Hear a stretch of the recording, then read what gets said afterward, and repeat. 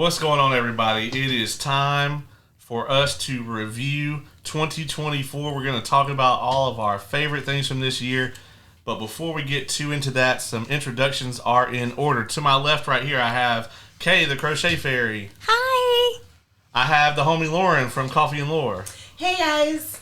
I have the homie Ace, the best co-host in the history of all co-hosts in all universes. So they say. That's a hearty welcome. And then I am the homie Caleb, of course. You guys, let us know in the comments. Do you miss Kevin? Are you glad I'm here? Which is it? This is kind of a prelude to when we're going to have the homie awards here in a couple of weeks. Yes. And that's going to be voted on by you guys. But just in case you forgot some of the highlights of 2024, we're here to remind you, talk about some of our personal favorites. And, this is nothing too formal, so there's going to be some things that we'll talk about that maybe didn't even come out this year, but we just got exposed to them this year. For the most part, we'll try to keep it to 2024. What's going on, everybody? Anybody got any cool notes? I will note, before we do that even, 3 of the 4 people in this room are very Cosmere-brained right now. We got Wind and Truth on the brain. I have a shirt on. She does. I'm prepared. I also have a Cosmere. No, I'm on chapter 83. Yeah, so there will be no spoilers for Wind and Truth whatsoever on this. No problem. Yeah. On this broadcast. I'll be spoiling Wind and Truth. He will not. He is about 6,000 pages away from being able to do that. That I know of. Yeah, I'm behind because changing altitude and humidity level did a number on me. That's why I sound a little off. So I didn't get to read for a few days. Absolutely understandable. I knew you were not feeling your smurfiest. So. Yeah. But so that allowed him to actually finish before me. He finished before me, both and of I you. have no excuse like that. Get that on the record. He's very, very proud. I am, because normally my it's not that I necessarily read way slower than either of them. I do read slower than both of them. But the way that they finish books, you wouldn't believe that you would think that it's like 100 times slower.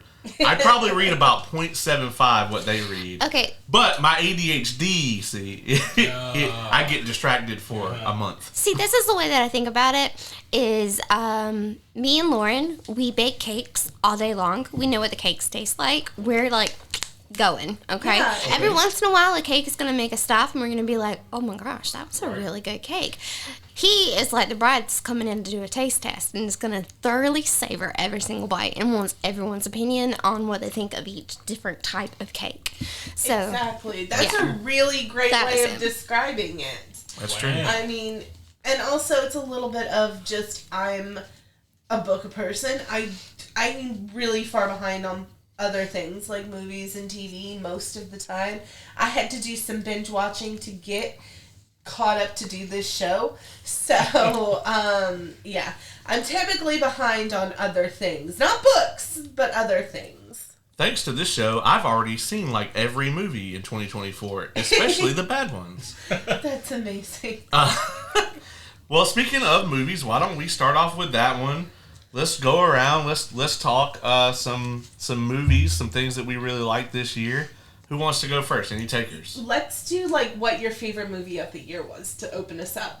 Okay, Kay, you want to start? yeah, my top, okay, I have 3 movies that were my favorite. Okay. My top favorite movie was Wicked, closely followed by Mean Girls.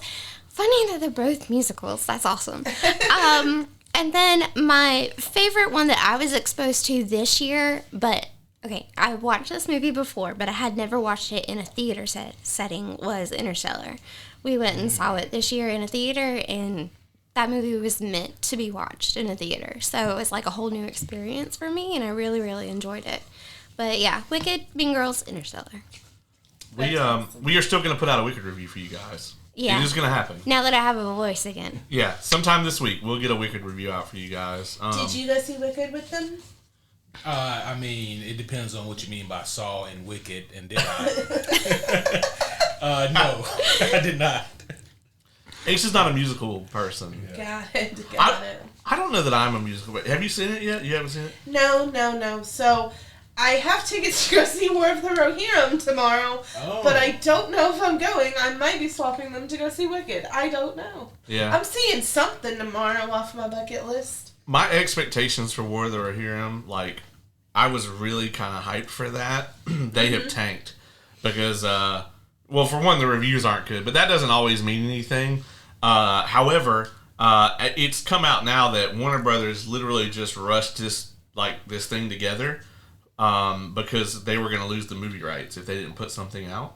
Well, that stinks. Yeah. I heard it was pretty good, but I don't know. I was going to say, two people I know that went and saw it, but they're big Lord of the Rings people, so I don't know. And so am I. So, I mean, I'll probably love it then. But, yeah. I'm just saying I've leveled my expectations out so that I don't get Last Jedi'd. There. Yeah. No, I think that, yeah, we're gonna do a whole episode on Wicked soon. Yeah. I've seen it twice now. I went to see it again Saturday. Wow, it was just that's as good. right. You did tell me that. Yeah, it was just as good. It was tremendous. Ace, what you got on your list? Yeah, so I'll say this for my my favorite movie of the year. Well, the best movie of the year is Dune 2. Yeah. My favorite movie of the year is Deadpool and Wolverine. To the surprise of absolutely no one. Yeah, that movie was everything. That movie gives me life and optimism for the future. Again, I mean, I've said everything there was to say. I mean, that's where Dick and Nips comes from. I mean, That is where it came from. Yeah, so it's just a phenomenal movie. If for no other reason than it gave us Dick and Nips. I think it was great before that. It that too. But the review was so fun because we had Kevin here. Right. Was Brendan on that? Or was it Oz? Yeah, it was Brendan. It was Brendan, okay. So so the original three homies. I'm sorry. The original three homies were here and then some other Somebody guy. else. Yeah. I think Oz. I think it was Oz. Yeah. I couldn't have sat in here with Brendan for 3.5 hours, no offense. It was Oz. Yeah. That was a long one too. We were in here.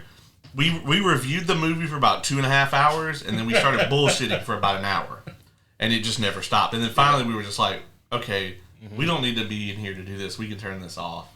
So, yeah. And thus, that's also ironically how the podcast started. Yeah, that's true. Yeah, just in reverse. Yeah. Like, oh, maybe we should record this. That's true. Yeah, it was the same thing. I was like, I'm gonna get some stuff, hit a record button, and then we say all the bullshit. Yeah. Lauren, what's your number one? What you got? Dune 2. Yeah, it's the favorite thing that I saw this year. I thought it was amazing. I love the world. It made me want to read the books. I don't think there's anything that could top it. I enjoyed other movies this year that I saw, but nothing's going to top Dune 2 for me. I thought it was phenomenal. I think I've just been duned out. Which is no fault to anything. I loved Dune 2. I thought it was good. I'm probably not going to watch it again on my own. Like, just sitting around being like, oh, what am I going to watch this afternoon? It's not going to be Dune. Yeah, and I blame my grandfather for that, but, it's okay. It was good. I enjoyed it. Her grandfather's favorite movie was the 84. I remember, I think you mentioned that he watched it like all the time. All the time. Man of culture. Well, Yeah. I just got the 4K Blu-ray set of both of the Dune movies, so I have this odd feeling like you will see them again. Hooray! We were talking about this off mic earlier, and I think for me, it depends on the day, right? Like I could wake up and it would be Wicked, or I could wake up and it would be Dune 2 on any given day. The important thing about both of them is they were both made by filmmakers who had a passion for the source material, and the studio gave them the resources to bring it to life, right? I agree. Yeah, that's fair. And that's the thing that, imagine that, makes both of them really, really good, even though they're two very different genres of movie. They're both incredible adaptations. So Yeah, you can definitely feel the love that each of these movies had. yeah, and the cast wants to be there. Yeah. For both of them. I don't think the Dune press tour was quite as good as the Wicked one, because There's a lot of great shorts from that press tour. There is. I've seen a lot of the press tour.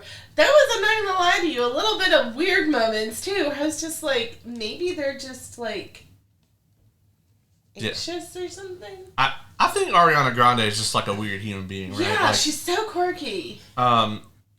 But it's hard for any of us to imagine the life that she's had. She's like one of those childhood stars or whatever. Yeah. And I'm like, I mean, in the spectrum of what you could end up as if you're like a young child star like that, as far as we know, she's not on cocaine or anything. So, like, she's doing really good, you know? Yeah. Not everybody can be Taylor. Yeah. Not everybody can do it. That's true. Emphasis on as far as we know.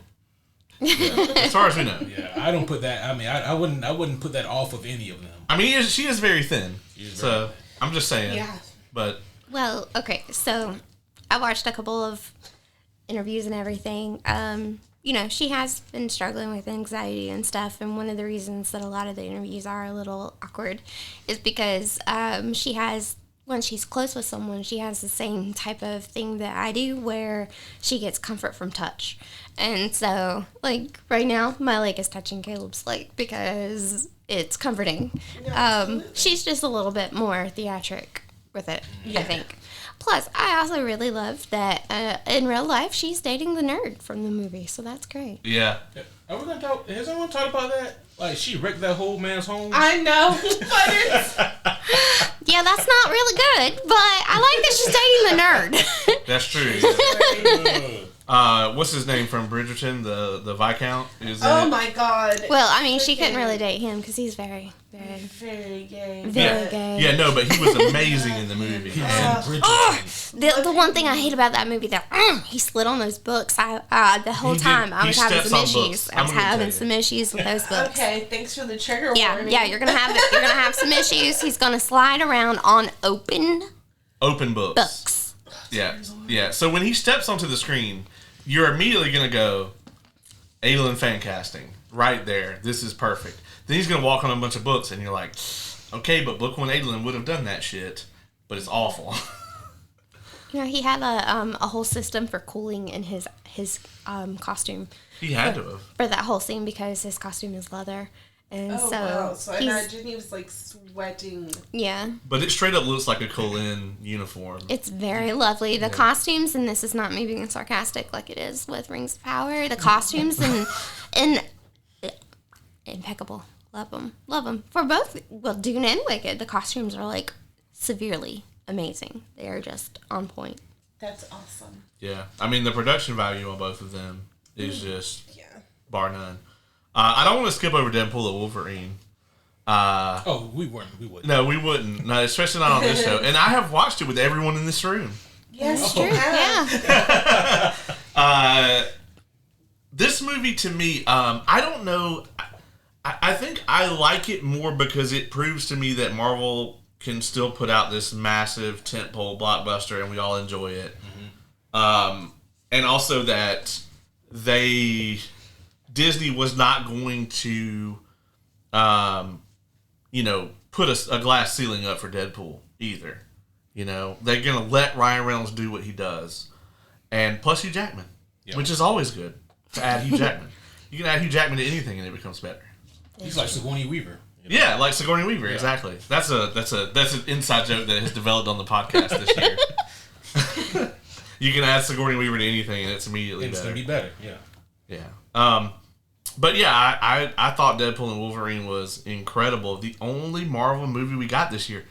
This is the first time that we've only got one Marvel movie in a year since I think, what did we figure out? It was the year the first Avengers came out, 2012.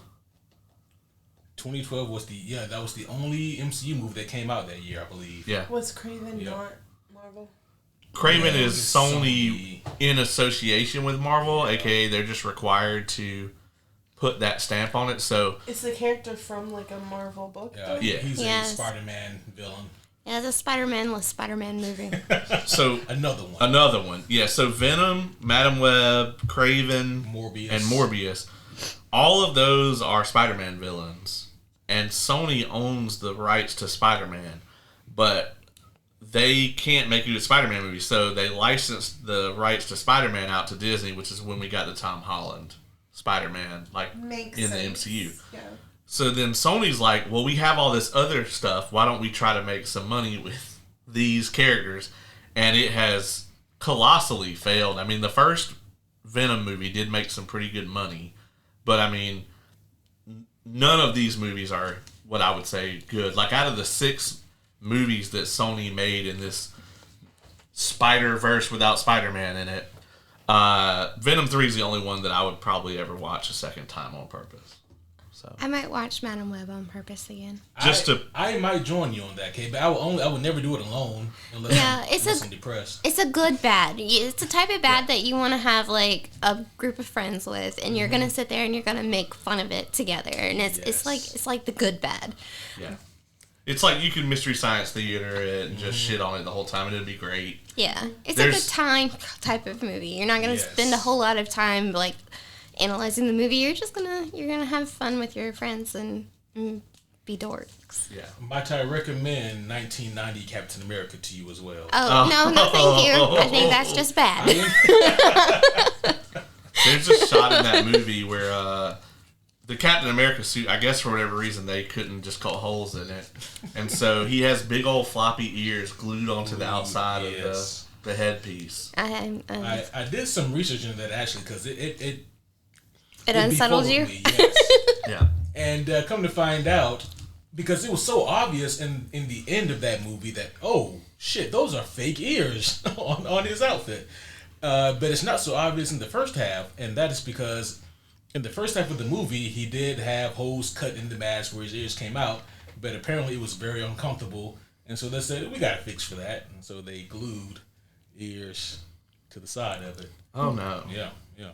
I'm not quite sure that was the right fix for that. I think it was. Oh, my God. Absolutely it was. It is, that movie is definitely along the lines of Madam Web, Really? just with It's 1990 special effects. It's a good bad. Craven was none of those things. It was just bad. Yeah, it wasn't funny enough to be good bad, you know? No. It was just a bad time.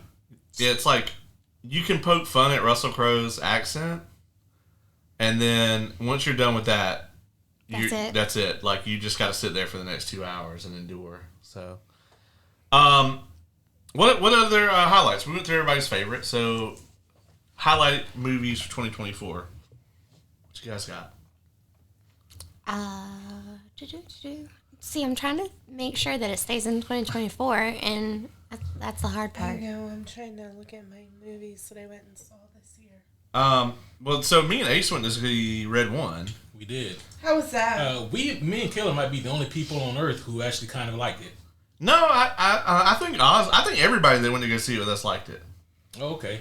Well, yeah. Well, our group may be the only people on this planet who actually kind of sort of like it. Yeah, this is apparently, I think this might be a new guilty pleasure of mine because, yeah, like, everyone seems to hate this movie. And I'm like, we really liked it. It was fine. That just kind of goes to show you, like, don't listen to the internet. Like, just form your own opinion about a thing, you know? Because we thought it was great. I thought it was by far the best depiction of Santa actually, like, doing the thing, you know, like delivering the gifts and stuff. Oh, yeah. Most movies don't actually show that. Right. But they did a tremendous job with it. Most movies kind of skip over that important part of how in the goddamn hell does Santa Claus get these packages from A to B so quickly and efficiently. This movie actually does a pretty good job of explaining that in its own kind of wacky way. Yeah. It's not going to replace, like, the Santa Claus. I was just fixing to ask that. It's not going to outdo, like, the Guardians Christmas special, but I'd be fine. You love that movie. I do. Guardians It's every special. Christmas now. Yeah. I need to go ahead and watch it this year. I haven't had any time. It's delightful. It is. If you're looking for something to replace Christmas Vacation on your list, replace it with Red One. I would like to. Very much. We just watched Christmas Vacation not that long ago. My mom has driven it into the ground. I really like that movie, I swear, the first 6-7 times I saw it, but I'm so over it now. I can only imagine. Yeah, it's every year. I find out that also Jingle All the Way, which is another one of my favorites. Yes. Is it is also not very well regarded amongst a lot of people. No, people hate that movie as well. I love that movie. Yeah, I think it's great. It's tremendous. You've seen this one, right? Yeah. With the Turbo Man doll? Yeah, I mean, Timmy, of course, I've seen it. Oh, of course, yes. Yes, of course. Yeah. Of course. He was watching Die Hard when we left because, Christmas movie. Oh, hell yeah. Not Christmas. It is. Unless you watch Die Hard. True. There's a new movie that's like called Carry On, and it's like a Die Hard type thing. Taron Egerton is the main character, which that's enough to get me to watch it anyway, because I love him. He's amazing. Marvel cast him as Wolverine, please, or just keep Hugh Jackman until he's 90. Either one, whichever. But those are the only two options I'll accept. Henry Cavill, for sure. Oh yeah, we added Henry Cavill to that list this year. I forgot. I would love the Cavalrine. I popped hard for that. Jacob, my brother, didn't know who Henry Cavill was. He's not a huge... He has a very specific genre of things that he watches and does. And he didn't know Henry Cavill. And so he was like, who was that man that made you scream in the movie? I was like, oh, that was Henry Cavill. And then he started watching The Witcher. Have you guys seen the leaked screens of Liam Hemsworth from... I have not. It's awful. He looks like he's in a low-budget Buffy costume. Oh, it's like a really elegant porn parody. Yeah, that's kind of what it looks like. It looks like there's a porn parody of The Witcher, and he's got the costume from that. Good for him. Yeah, it's like CW level cosplay. We cannot go without mentioning Alien Romulus. Yes. This movie revived a franchise that has been through some shit. Man, the Alien franchise, out of all of like the long-standing horror franchises, maybe with the exception of Scream, this might be the only one to like hit a nosedive and make a full, or at least on the way to making a full resurgence. Are you two fans of the Alien franchise at all? I actually have only ever watched Prometheus. Oh. I've never watched the other aliens. Ironically, that's not like the worst starting point, depending on how you want to look at it. Yeah. I've seen Alien and Alien versus Predator. Oh wow! Like the old ones, but That is like that's like two very different points on the chart. For sure. Yeah. I liked them both. So I crocheted a lot of alien things though. People custom order aliens and little egg pod things a lot. So yeah, I've often made those. So there was Alien, which was a Ridley Scott film, and then Aliens, which was a James Cameron, and Aliens is a sequel to Alien. Confusing.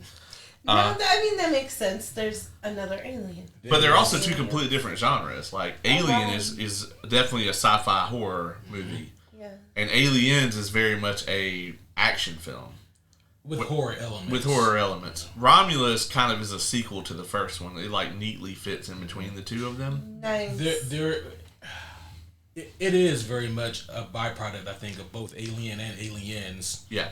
Especially as you get towards the third act, and there's a little bit more action in it that kind of lends itself towards Aliens. Yeah. But man, I mean, this was a great movie. Yeah. Like, I really had a lot of fun with this, more than I thought I would. And granted, like, it's not perfect, and I mean, I still don't think that we have like, the crew still isn't as good as the first movie. No. But how do you top Sigourney Weaver and Ian Holm? I mean, yeah, exactly. Like, and that's so hard to do. But I mean, even with Alien, one thing that made the crew so special was that they all felt just like real life people. Yeah, they've all felt like people who you would meet if they didn't work in a futuristic, rundown space mining operation. They felt like a group of truckers who you would meet, right? Like real people. They did go younger for this movie than they did for like the original Alien, and I think that was an interesting touch that played into the story as well. Yeah, it did work though, and I had a lot of fun with the movie. I think that whatever they do for the inevitable sequel is gonna have to be. It's gonna have to be tough, Right. you know, because they set the bar pretty decently high. A lot of people didn't like the third act reveal of the. I mean, the spoiler embargo is lifted. Yeah. The giant Alien 3 fucking giant hybrid baby thing. That's a resurrection thing. Yeah, resurrection thing. Yeah. I saw a lot of people also didn't like the Ian Holm cameo. Yeah. Because they recreated his. He's dead. Yeah. So, I think he died kind of shortly after Lord of the Rings. I think. Oh yeah. Because when he was playing Bilbo, he was old. Yeah. But this is random. But Tom Cruise is the same age right now that Ian McKellen was when he was playing Gandalf in Lord of the Rings. No. Yeah, this is random trivia for you. But yeah. That doesn't make you feel old at all. Yeah, I know. Is it proof that Scientology is real? Tom Cruise is 62 when he was born in 62. I think about that sometimes now. This is what keeps Ace up at night. Keeps me up at night, yeah. There is Hennessy in here, by the way. I recommend it to everybody. Oh, okay. Hysterical. That's good. Hey, I see you. You got that superhero homies cup. I do. Everybody's gonna be able to get that soon because we are in the process. We're working out the finishing touches right now, but we're gonna be opening up at a merch shop. Yes. So you're gonna be able to get superhero homies bags and cups and mugs and hoodies and all those other fun things. And eventually, I definitely need a hoodie. Yes, and eventually there will be Dick and Nips. Our signature candy. Our signature candy that we came up with during the Deadpool and Wolverine review. Yeah, it's a long story. But yes, your hoodies will also be available, and before the Dick and Nips. Yes, pretty soon actually. Yeah. The hoodie might you actually go already through a lot of FDA stuff to make candy. Yeah, that's what I was gonna say. Like, it's gonna be a lot to do this. And I'm sure at some point marketing is gonna be like, you want to call it what? The funny thing about it though is you can apparently put out like they have where you can just put your own logo on someone else's coffee. They just sell generic ass coffee, and you can just put your logo on it and be like, "This is superhero homie coffee." Wow. Yeah. Can we do that with condoms? Oh boy. If someone makes that, I'm sure. I'm sure somewhere out there, yeah, you probably just make can. sure you fully know the company. You wouldn't want to be the flawed condom. Yeah, no, yeah. Don't buy them superhero homie condoms. I'll be honest, I wouldn't. You gotta fuck around and get caught up. Yeah, I feel like that's a high risk product. We don't want to market that. All right, if you say we'll workshop it. So a fun thing that happened this year to get us off of that fucking track that we're on is this podcast did an amazingly hilarious thing. So we reviewed Mean Girls on the podcast before we reviewed The Dark Knight Returns. Might I just say, in this podcast defense, The Dark Knight Returns is like a seminal work, especially for the comic book genre. It is like the groundwork for all comic books. And it was something that was too obvious to just review in the podcast. And then before you knew it, it had been 7 years and we never reviewed it. Even though it's one of my personal favorite comic books of all time. And it's highly regarded as one of the best graphic novels of all time. And we talked about it, right, over the years. And it fell through the cracks. I don't know what else to say. Yeah. Well, I'm on the case. So Mean Girls didn't. This was the first year of our throwback series, so we got to review a lot of terrible movies as well. But that was not one of them. But the reason I bring all this up is because Kate mentioned earlier the Mean Girls 2024, the musical, came out this year. And I am a huge fan of that as well. Have you seen that yet? No, I have not. We both watched it on the plane on the way to Salt Lake City. Yeah, we just both had it going on our screen. It was so good. So good. I've seen it probably 6 times. Yeah. Kate, which one do you like more? Of the Mean Girls? I like the musical more. Okay. I feel like Renee Rapp. Yeah. She plays a much better Regina to me than. Okay. Yeah, she's Plus, also, I mean, girl can really, really, really sing. I think I like all of the plastics in the new one more than the original. Yeah. As far as Caddy, like the main character, I like them both. Like Lindsay Lohan and Gloria Rice are about the same to me. Yeah. I liked oh gosh, Karen. I know she's a plastic, but Karen, oh my gosh. In the 2024 version, she's delightful. She's delightful. Like, I really love Amanda Seyfried. I really do. Mm-hmm. But, like, the girl that plays her in the new one is, she has to be kind of dumb in real life. Like, there's no way that you could just... There's no way. Play that well. Yeah, I mean... That's rude. Yeah, she nails it. It's so good. It's amazing. And she can sing really good, too. Like, they have... Everybody that has singing parts, oh my gosh, they're amazing. And we listen to the songs a lot. We do. We have them on our Spotify. Any other movies anybody wants to talk about before we... You know me. I'm a little behind on the movies. Did anybody see any movies that you hated this year? I mean, we already briefly mentioned Madam Web. For me, Madam Web is the gift that keeps on giving. It was something that happened to me, I think maybe mid last year, and I was like in the midst of reviewing just a bunch of terrible shit, and even the new releases that were coming out. I mean, I was just being beaten down with shitty movies, relentlessly, and they wouldn't stop. It was sometime around the Marvels, I think. I just kind of broke. Yeah, his Marvels review was rough. He did it by himself because I was somewhere. No one else wanted to watch this movie with me. Yeah. I enjoyed the Marvels. We loved it. Yeah. But, and you know what? Hey, I mean, everyone has their faults. Actually. I enjoyed the Marvels because Kamala, she's just precious little cinnamon roll, and I love her so very much, and she's in that movie, so therefore it's good. It's a good movie if she's in it. Yeah. I wasn't sure what movie you were talking about, but then I remember that you're actually referencing Homie Award winner The Marvels. Yeah, it won Best of the Worst. That's still best by like 6%. If you ain't first, you're last. It almost got beat by The Flash. But it didn't. 6% is a lot. I mean, yeah, sure, if you want to say that. But, I mean, what it also had, if I remember correctly, was 0.2% for Movie of the Year. So, It had some very stiff competition. However, I just bring that up because that movie, it was somehow... It somehow undercut me, even though my expectations were already very low.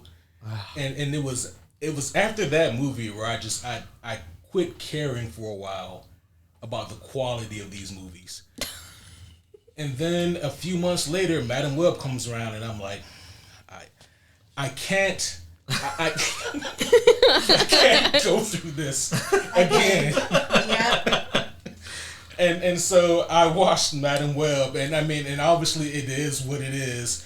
But you know what though? I was like, this movie is a fucking treasure in its own way. Yeah. It is awful, and if only the people who made that movie knew how hilarious it is, then maybe it would have been something different. But they don't, and so the movie is what it is, and I think that Madam Web is it is a treasure to me, and I will always remember it for better or for worse. Same. Yeah, Same. It's a delight. It's really bad, but in a good way. Yeah. We had to suffer through fucking Cool World this year. Oh, Timmy. Yeah. That was one of our throwback series. It was. Have you seen that? Not familiar with it. You seen Who Framed Roger Rabbit? Yeah. You like that movie? Yeah. All right. Well, just imagine if you didn't. That's Cool World. It's like if the people who It's like if the people who made Who Framed Roger Rabbit were on every single illegal substance at once and wrote a sequel. Well, Yeah. That I'll is have accurate. to look it up just out of curiosity. Brad Pitt is in it. Yeah, it's got Brad Pitt. Really? Yeah, a very young, dashing Brad Pitt. Yeah. I plan to never watch it. Yeah, it doesn't save it. Because I respect y'all for going and watching the horrible movies. Good for y'all. And then doing reviews. But if I don't have to watch the horrible movie, I'm not gonna. I 100% fully support that. I'm not either. We've taken some bullets for the homies this Y'all time. have. The Y'all Duck have. movie, was that this year?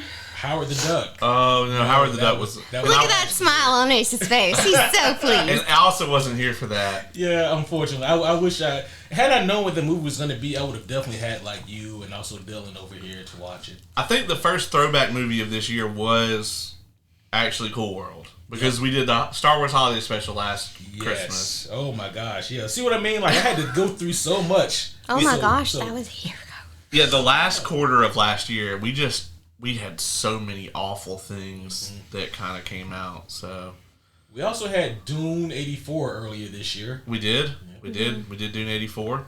I I think pity that's y'all. still the lowest score I've given anything on the entire show. I will never watch that again. Yeah, I gave it a 1.0 out of 10. And the 1.0 was purely because Patrick Stewart is in it. That's it. And I just had to give him, I mean, you know. yeah, I understand, but I will. I'll never watch that movie ever, ever, Same. Ever, ever, ever? It Ever, is ever, really, ever. really atrocious. Okay. Well, I'll be honest, we never had anybody drop out like mid-episode before, but here we are. Hey, this is the time to do first before the end of the year. Yeah, that's true, yeah. And we had just wrapped up movies, We did. right? So naturally the next thing is to go on to TV shows. So I think we should do the same thing we did with movies, kind of go around the room. I'll start with you this time. What was your TV show this year, your top? Your numero uno? Numero uno TV show this year for me was X-Men 97. Oh my God, that was a this good year? one. That was this year, wasn't it? Shit. Oh All right. yeah. Wow, that just feels like it was so long ago. Right. In a galaxy far away. Naboo may have been under attack. I mean, this show, I can't speak for anyone else, only for us, but like we didn't have a whole lot of faith in the show going into it. Yeah, if you guys go back and listen to our X-Men 97 preview that we did or whatever, it was not positive. No. And So good. it ended up being amazing, right? And Yes. It's crazy how that happened because everything was in place for it to fail, but instead it ended up being this phenomenal show that everyone loved, and it rejuvenated the X-Men in the eyes of the viewers. It had that nice balance of nostalgia, but also like new, Right. and so it was so great. Oh yeah. I'll be honest, like, I went back and watched all the X-Men movies before Deadpool and Wolverine. And I gotta say that watching those after 97, it definitely knocked them all down a peg, you know? Even Days of Future Past, which I consider to be like the creme de la creme of X-Men. Yeah. And I got to yell at the screen every time that they dissed on Jubilee. Yeah. Oh yeah. When you hear the opening theme and it's not the theme, you're just like, why? You guys own this. You own the rights to it. Why are you not doing it? That's true. Well, that's not to go on a tangent here, but like Spider-Man never really utilized like the Spider-Man theme song. That's true, but Spider-Man kind of had his own iconic kind of theme song. And then now Marvel has woven the original one into the... They have, you know... But look how long it took them. Yeah. Yeah, just instead of the little, like, cartoony hijinks kind of... Yeah. You know, you have that fucking The orchestra. trombone with the orchestra, you know. So good. Yes. Spider-Man. But I mean, 97.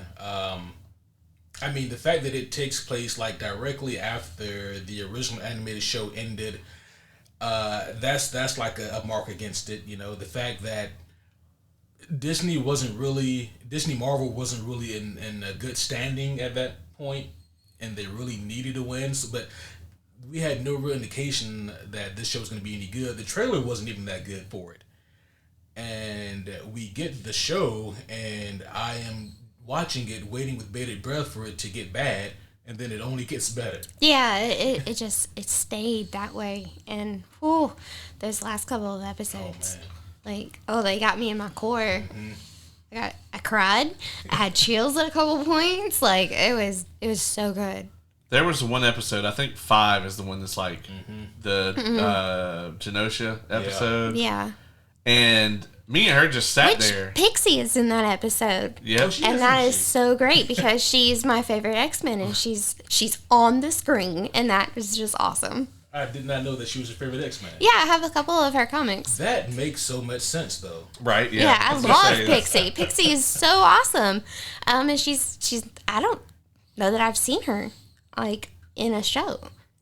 I think they put her in the background in... Was she in First Class? Who was in First Class? With the wings. Yeah. Yeah. It is. Maybe it is. I think that is her. Maybe.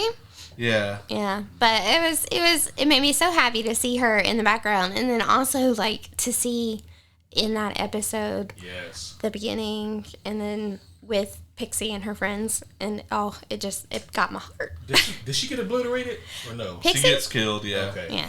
She's one of the bodies or whatever in Days of Future Past. Yeah. That Trask experimented on. Yeah. Yeah, for sure. I remember watching that episode, and we just sat there staring at the screen, like as the credits roll. We were just like, we were in shock. It was. Oh, and then the Magneto is right moment. yeah. I mean, that was good. It was good. Yeah. 97 was just so well done. Bo DeMaio, that whole situation with Disney it's not for us to comment on, but now we are looking toward season 2 and hoping that they can capture that magic, because what Bo DeMaio showed us is that he definitely, understood X-Men from a Chris Claremont era sort of perspective, and understood what it is about the X-Men that people love so much. Right. And that's all we ever needed from the movies. Yeah. Or the comics, or the animated stuff, all of it. I mean...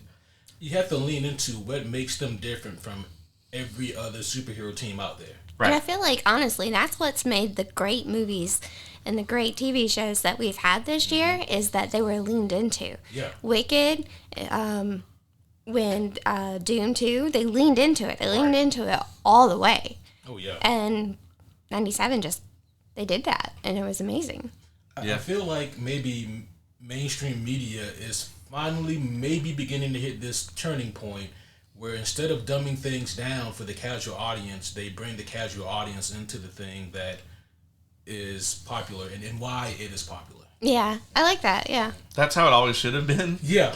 That's not how it's happened. No, but honestly, we need more of that. Like, I think One Piece has a lot of impact on that. We got that this definitely. year. Yeah, One Piece, they leaned into it. If they hadn't have, it wouldn't have been as good. No, they had no, like, have you seen any of One Piece? Was that this year? I think that was last year. I thought it was this year. No, I think One Piece was last year. Maybe it was. We'll see. But using it as an example, like, they definitely leaned into it 100%. Like, there was no... I mean, if the character has a bunny hat randomly in the anime, then they have it in the show. Then they have it in the show, and they don't explain shit. And that was last year. Yeah, because that's the way that it was in the anime. They don't explain shit in the anime. Like, why does this dude have a bunny hat? It doesn't matter. And that's just the way that it was. Yeah. And I appreciated the the fact that they're actually sticking true to source material instead of just coming up with their own ideas of like, hey, this would be awesome. Well, yeah, maybe that would be awesome in your own little spin-off thing. But if you're doing this, then do this. Yeah, no more. So what would you recommend? Yellow spandex? No more of that. Yeah. Yeah. And give us the yellow spandex. And honestly, that too is also one of the big strengths of 97 is that it's not Wolverine and the X-Men. which is what we got in every one of the movies just about. Yep. You know? Yeah. And the movies we didn't get that in they were mainly trash. And Rogue is Rogue. Yeah. And Jubilee is Jubilee. Yeah. They're not this weird Amalgamation, yes. Yes. And I appreciate that so very much. Oh, and I got you got me the voice actress of Rogue. I got to talk to her for a while. She was very sweet, very cool. They're gonna all be at MomoCon this year, I think, as well. Yeah, they will. Oh, that's awesome. They're kind of making their rounds, the voice cast, but They were at Soda City last year, and he went and got me a signature and a nice little picture. So I have her signature. Oh, that's it just great. makes me. It says sugar on it, and it just makes me so happy. she says that shit in real life too. Oh, does she? Yeah. That's Yeah, amazing. sugar. Man, somebody, I love that voice actress, and like to me, when I hear that, like that is Rogue. Like whenever I read her in the comics or see her anything else, that's just Rogue. Somebody ruined it for me though, and they go, man. Every time I hear her, I just hear Bobby Hill, and now it's just, and it just fucked it all up for me. Those meanies. I think we had the same number one this year. Although I forgot about 97 being this year. Yeah, I did too. So actually that's probably my answer. But one that we both really loved was Agatha All Along. Agatha All Along was like amazing. It was so good. I very much enjoyed it. I gave James an assignment where he has to go watch WandaVision so that he can understand Agatha so that we can talk about it. Yes. Because he has to understand it. It was so good. I loved it. And I loved too that it had a clear end. Like it was very much its own story. And I loved that. I love things with shows where it has a clear beginning, middle, end, and it just doesn't go on to infinity. Right. It's nice because you can actually see where it's gonna go, and it has a nice little bow at the end instead of just, oh, are we gonna get a new season? And Right. They're not preparing you for things to come entirely. They're focusing on what they're doing now. Right, Yes. right, which I very much appreciate. And Agatha All Along, it was amazing because they laid Easter eggs throughout the whole thing, and you could pick it up, Yes. especially on your second watch through. And it was lovely. One thing that I really love about this show is that all three of the people at this table really liked it, and that I did not see that coming. Oh, me either. Yeah. I was ready. I was waiting with bated breath. I mean, I put off watching it, and I was like, okay, you know what? Let's do it. And yeah, to my surprise, the show was not garbage. No, it was not. I applaud Marvel for making a good Agatha Harkness TV show. So just like with X-Men 97, we can say episode 5 was like the best. With Agatha All Along, episode 7, Yeah. Oh.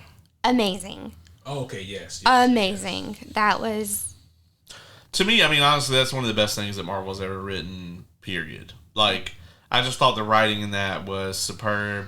The acting, the way it all played out. I mean, it was just a great episode of television, even as a standalone. yeah. It's just that kind of clever thing seems to escape Marvel a lot of times because most of the time with Marvel, I feel like they're either trying to outsmart us all, and they're doing that subverting expectations thing where it's like, okay, well, we can't outsmart you, so we're going to leave no indication of any of this shit throughout the storyline and then just pull the rug out from under you. Which is awful. That sort of storytelling has never worked once in the history of ever stopped doing it. Or it's the other way around, and they're trying so hard to get the details right. Yeah.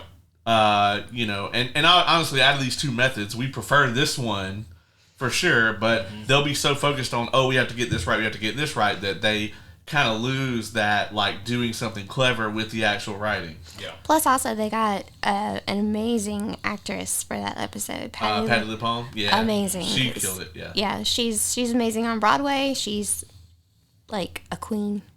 Perfect. Awesome. And then they put her in this role where she could actually show that. Yeah. And that was really, really, really nice instead of just.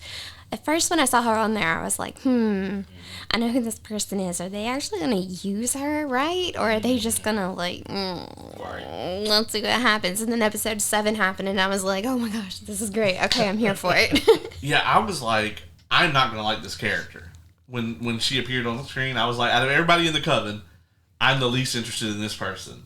But then by the time that episode rolled around, it was the opposite. Like, she was the most interesting character to me. And, doing that sort of nonlinear storytelling, I always really love that when you can pull it off. Yeah. Nolan is very famous for doing that. So. Yeah, I call it the Dr. Manhattan effect. Yeah. And they did it very well. Mm-hmm. Speaking of, the Watchmen Chapter 1 did that shit really well with Dr. Manhattan. It really did. Yeah. Yeah, I was very surprised at how well that was put together because trying to show someone from their perspective that they don't experience time is very interesting. Right. And I feel like it's hard to do. And oddly enough, within a few weeks, I actually got 2 different mediums that did it really well in Watchmen Chapter 1 and then also in Wind and Truth. So. Oh, okay. Yeah. Okay. Interesting. Yeah. Well, the shards, where they live in Yeah. the spiritual realm, there's not really, time's not linear there. And so there's kind of, they're like Dr. Manhattan in the way they experience time. So. Man, even if I did live that way, I'd still be confused in my own existence. Yeah. Well, you got to also think too, like that type of being, your mind expands to be able to, comprehend. It's like at the end of Interstellar when they put him in the library. Right. It's like your brain arranges it so that you can comprehend it, but we just can't. Yeah. Yeah. Yeah. Because you see, time is a flat Time. Speaking of Warner Brothers and whatnot, they put out a banger this year. The Penguin. The Penguin. Quack, quack. You haven't seen this, right? You haven't seen any of this? Oh, I saw pieces of it when you were watching it. It's not quite my vibe. But what I saw looked like it was really good. I like the fact that they had Tracy from How I Met Your Mother. How I Met Your Mother, who plays this really wholesome, cute, sweet girl, and then Penguin, she's killing some guys Sophia. and she's vicious. Oh, okay. And I'm just like, wow, this is completely different than what I knew her in this from. So yeah, that was interesting. It's interesting, right? Because that actress said that she always wanted to play a Batman villain. Never thought she'd get the opportunity. Well, she did good. Yeah, she got the chance, and she knocked it out of the park. Yeah. Yes, Sophia Falcone was incredibly well done. It's hard to imagine someone playing that character better than she did. And I hope they bring her back. Yeah, I have to wonder if they bring her back for even the Batman in a small part 2 in a small role. It's entirely possible. Yeah. I think especially with how well she was received, I think Matt Reeves, obviously they aren't filming yet. Yeah. So, but the thing about the Penguin I think that has everyone talking is Colin Farrell's just, obviously we saw him in the Batman, but seeing him be that character for hours on end, just, it's one of the most transformative roles I've ever seen, where every moment that he's on screen, you're just like, I can't believe that's Colin Farrell. As a matter of fact, somebody shared a behind-the-scenes video, and he's still got all the Penguin stuff on, and they're just shooting the shit, and he's talking in his normal voice, and it made me a little nauseous. It was wrong. It was wrong. It was just wrong. Yeah. Yeah, it was super disturbing. Don't talk in your normal voice when you look like that. Yeah, don't do it. I need you to be the Penguin when you're all prosthetic up. Yeah. Yeah, man, what I really, really loved about the Penguin was the show does this really cool and clever thing where even though all throughout you know that he's not a good person and he's doing bad things, you still want to see him get out of this, and you still want to see him succeed, and you still want to see him win. And when he gets there, Yeah. and when he gets there though, we get to a point at the end of the show, and they just remind you, you gotta remember this guy's a villain. Yeah. Yeah. And then so he does some super heinous shit, and I thought that was incredible, and that I just love the dedication to remembering that, hey, he's a villain, so just because he is, by all technical accounts, your protagonist, does not mean that he is not a bad person. He's still a very bad person. Yeah, I mean, he's very consistent throughout the show. He's doing these horrible things. But he's doing these horrible things to people who are as bad as, if not worse than him. So you're fine with it. Until the end of the show where he's doing these things to your favorites. Mm-hmm. And then you're like, oh no. Yeah. It's very much you reminded me of The Shield from that regard. And, that's always a positive for me. Yes. Man, yeah, thinking about that ending as well. Yeah.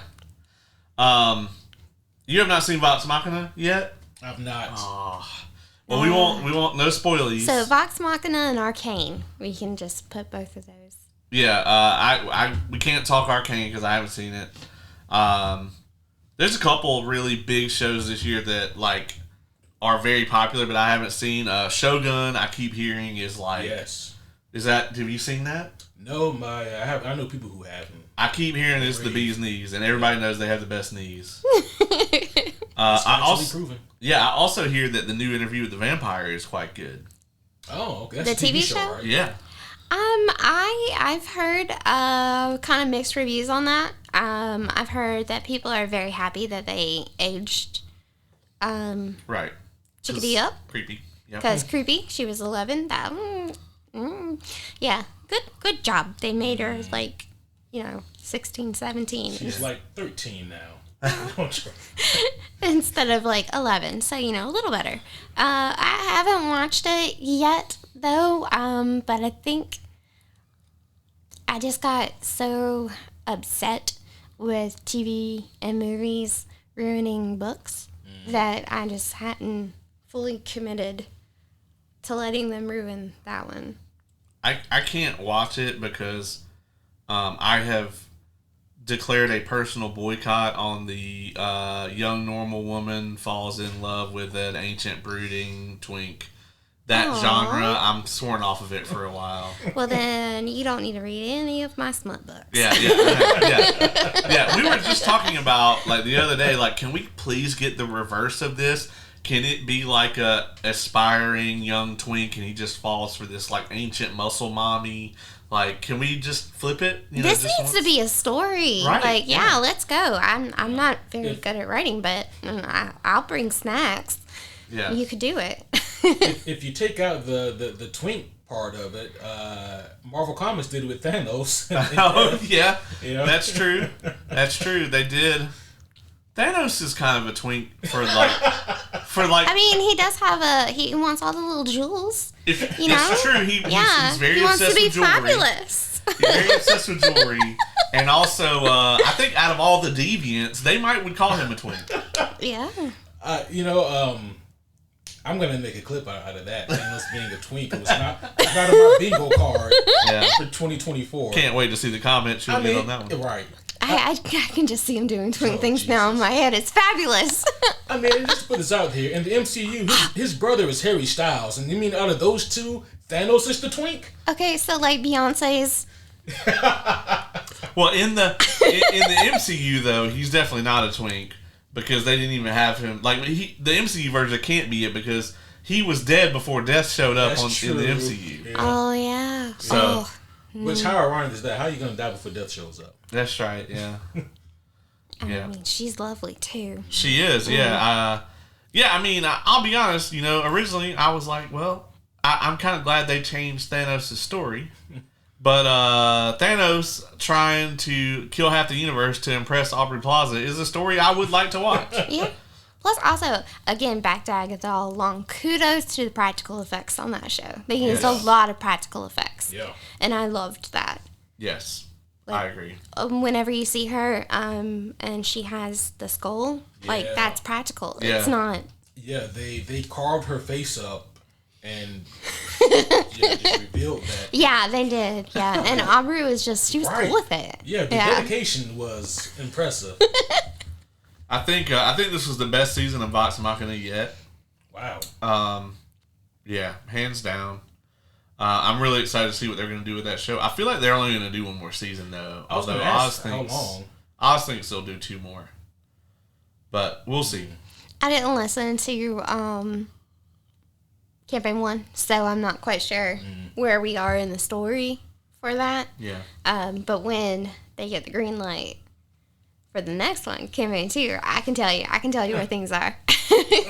Well, it sounds like if they do 2 more seasons of Vox Machina, it sounds like the first season of Mighty Nine is going to come out between them. It's going to be amazing. Mighty Nine is going to be awesome. And my favorite character's name is Caleb. Yeah, that's true. Yeah, that's Campaign 2 for those of you who are the uninitiated. What are the TV shows we got to talk about? Fallout. Oh, yeah, you have that on my list.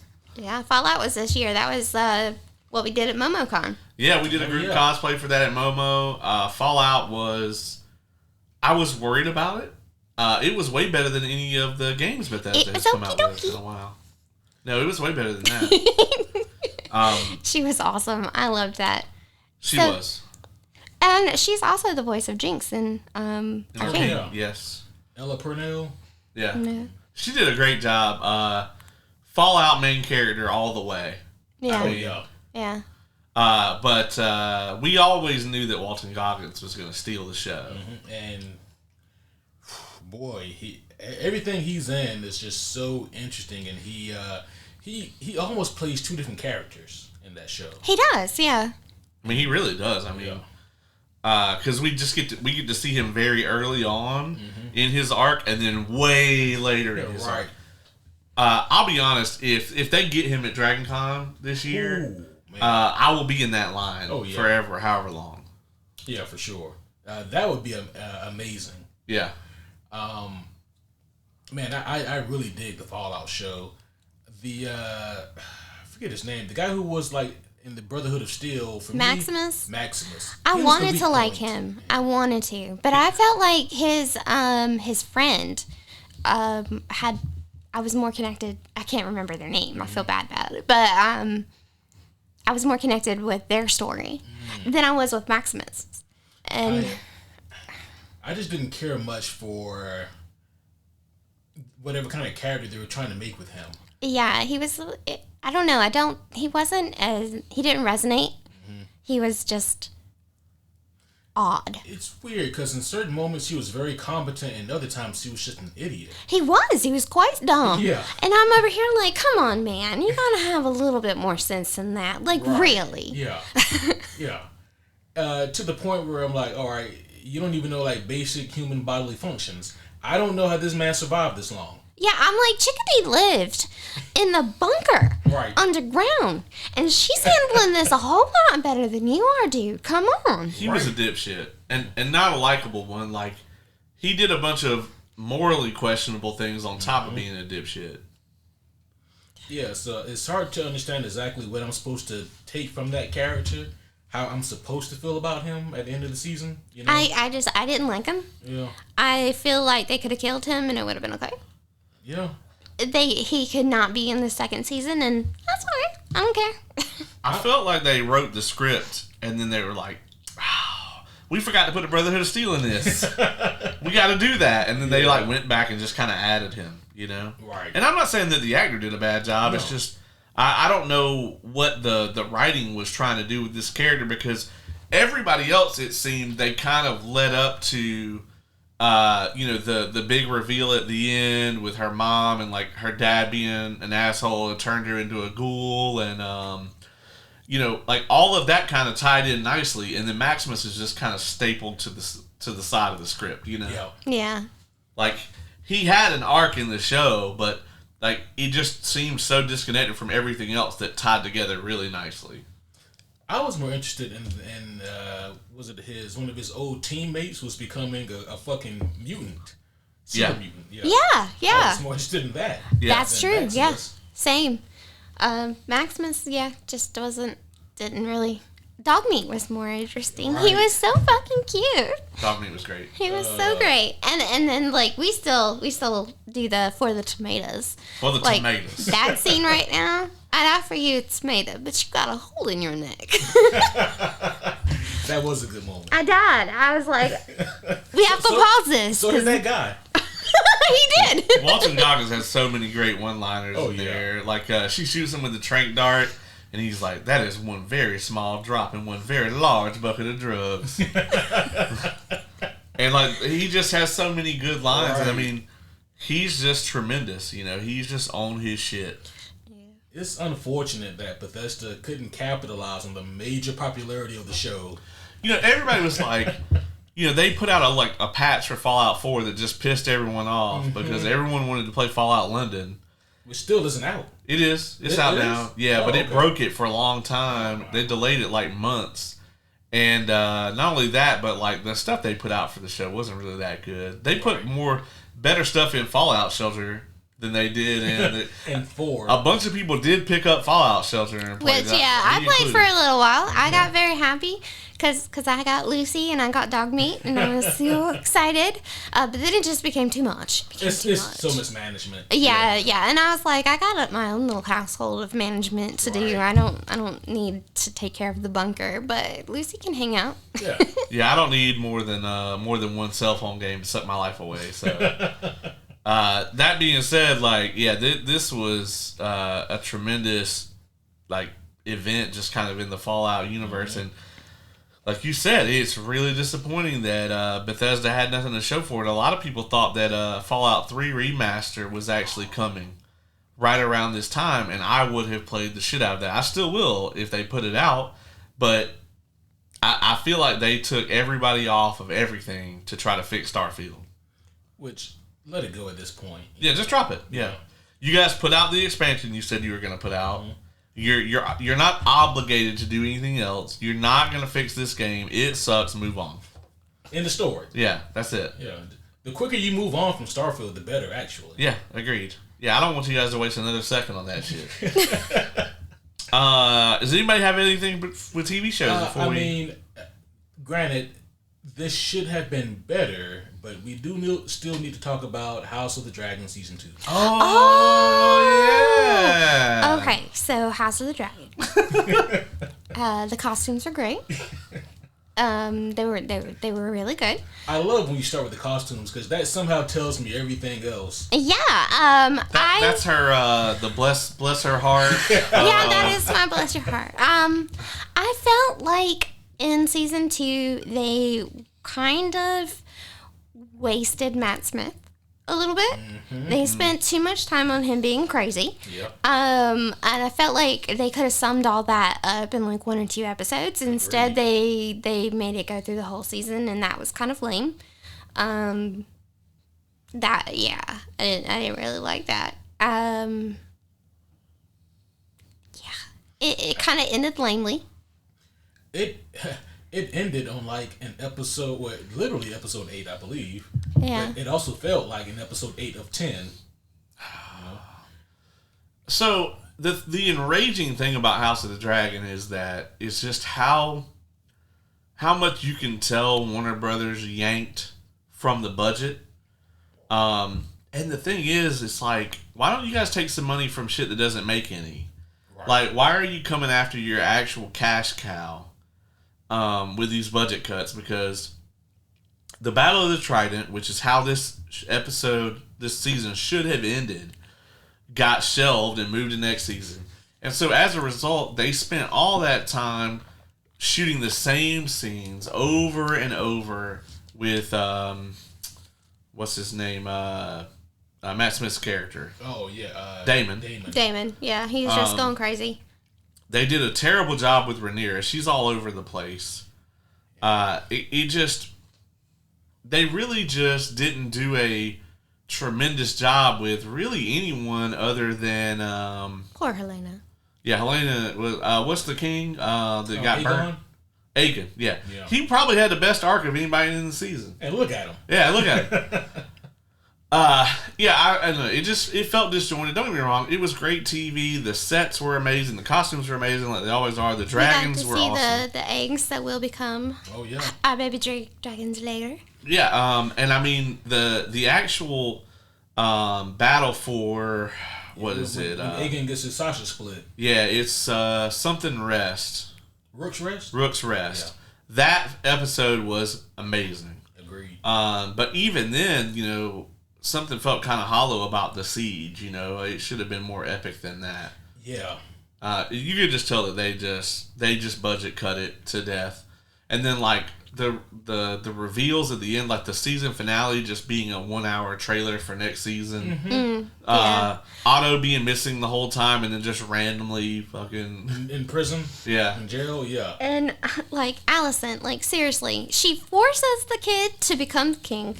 And then she's like, oh, my man, you can chop his head off. It's okay. Yeah. and it goes back, right, to the point of, because I was not Team Green, granted. However, I always I sympathize for poor Allison, Yeah. And but in season 2, I don't know how the show wants me to feel about her anymore. Like they no longer really walk that tightrope with her, and now it's more like she's just wishy-washy, and I hate when a character folds to do whatever the show needs a character to do instead of what the character would actually do. Yes. Yeah, they, in my opinion, they kind of wasted her. Kind of like what they did with Matt Smith. Because she was super strong in the first season, and then you have her in the second season where now her husband is dead and suddenly she doesn't have any more power. Right. And I'm like, Cersei must have taken some notes here and was like, all right, this isn't gonna fly. Because she crumbled with it. Instead of being like, no, you're gonna fucking listen to me, she bowed down to it really quickly. Oh yeah.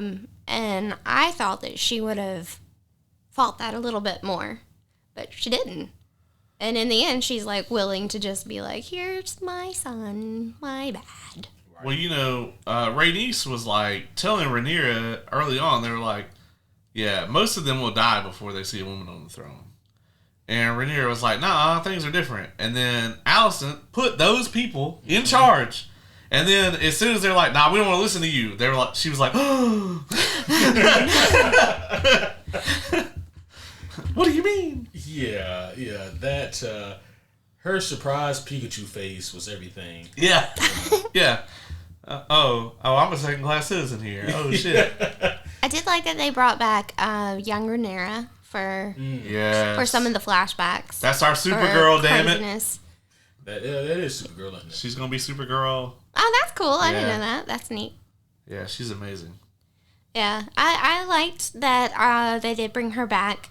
It was a little unsettling when her head was talking. That was crazy.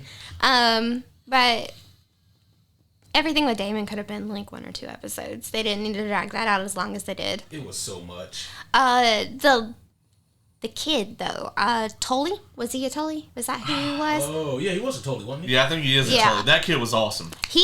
He's amazing. He is the MVP of, love that kid. Loved him. He had the Lyanna Mormont shit going. A little bit. Yeah.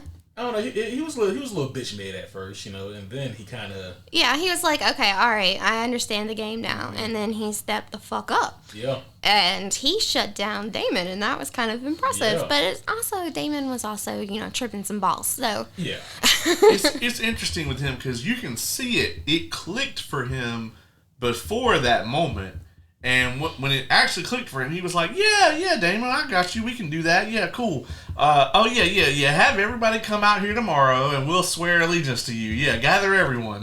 Let's go. I know these people better than you do. Yeah, Damon was like, I got this little motherfucker under my thumb. Right. And yeah, it went great.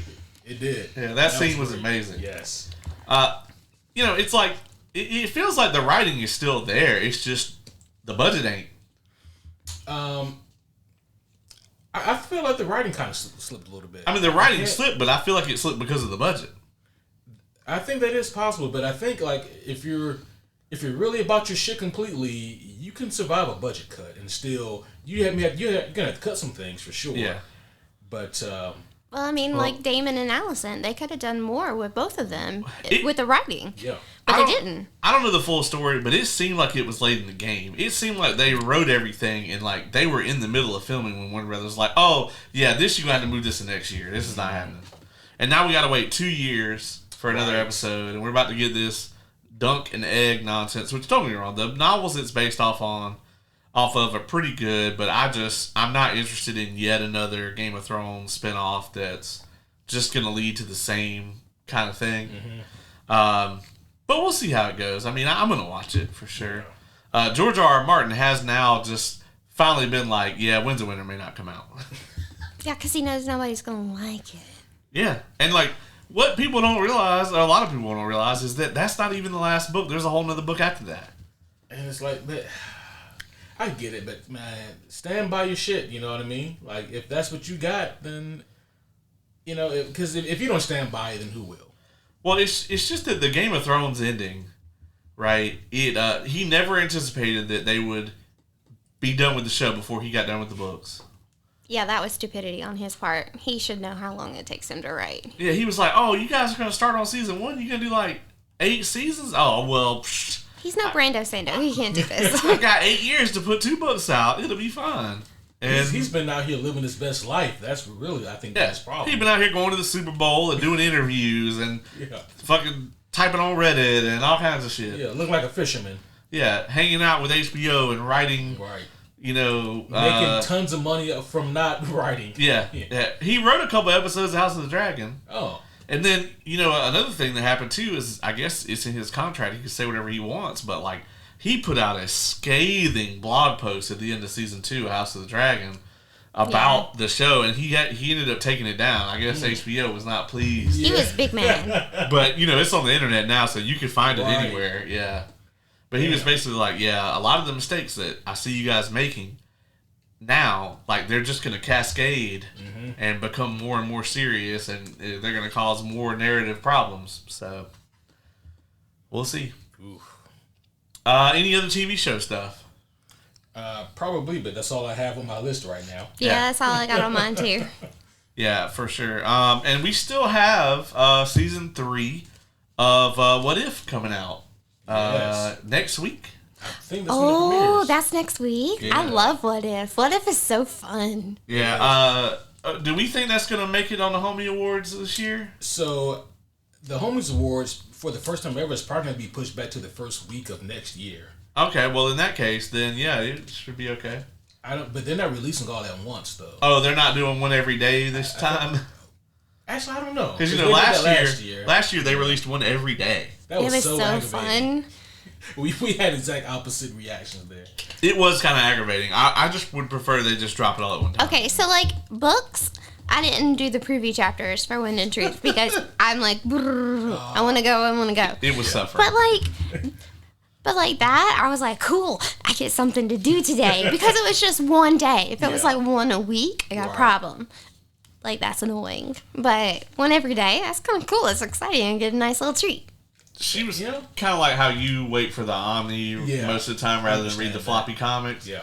That's pretty much what happened. I get that. With Wind and Truth, is I was reading the floppy comics as they came out. Yeah, I want to stop when I want to stop, not when they tell me to. It was awful, I'll be honest. It was like I got like 2 chapters a week, 2 or 3 chapters a week for like months. I mean, back before the hurricane even. Oh, wow. Yeah. Yeah, for a book that came out last week. Fuck. Yeah, last week. Jesus. Okay. Well, damn. Time, like hope, is an illusion. Was that this year? Last year. Mario was last year. Yeah. That little star. Yeah. Emily, I love him so much. I guess we can talk some video games this year. Oh, yes. The VGAs was last week. We were actually... So get this. I said I wasn't watching the VGAs. And I didn't. And I haven't. But unfortunately, it was a lose-lose situation for me because while the VGAs were on, we were watching fucking Craven. We watched the VGAs last year, though. We did. Yeah, because Baldur's Gate. And a very cute game that I'm actually probably going to buy one this year, and it was Astrobot. Oh. Yeah. I hadn't even really heard about Astrobot, and then it wins Game of the Year. And don't get me wrong, this year with Game of the Year, I had no stake in the game because... Same. I'll be honest, like I had a really slim year for video games this year. especially for new ones. The main 2 video games I played this year, one of them was from 2 years ago, which was Ragnarok. Yep. I finally 100%ed the main game. I still need to play the DLC. He did. I saw him get his ass whooped so many times. Oh my god! Because I fought all the berserkers and have you fought the Valkyrie Queen? Oh my god! She literally I had over 100 attempts on her. Oh my god! It was awful. Like there'd be times where she would watch me sit down at the computer. I would fight her for like 2-3 hours, just get the shit beat out of me. Then I'd be like, oh, well, that's my gaming session for right now. and I would come back the next day and get another couple hours of ass whooping. Jesus. Yeah, she was the hardest fight I think I've ever fought in a video game. Giant puppy was very cute, though. So, it's not Cerberus, is it? It's the Norse version. Oh, Fenrir. Oh, yeah, Fenrir. Yeah. The giant. Yeah, that's right. The giant fucking wolf thing. Yeah. Super good boy. Not at first. Not at first. But later, yeah. He's the goodest boy. He's the goodest boy. Yeah, so there was that and Satisfactory.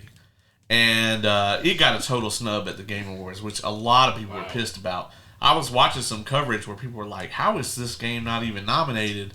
And I'm guessing a lot of it is because, like, number one, it's, like, very niche and it's on PC only. But also, I mean, fucking Flight Simulator's the same way, and...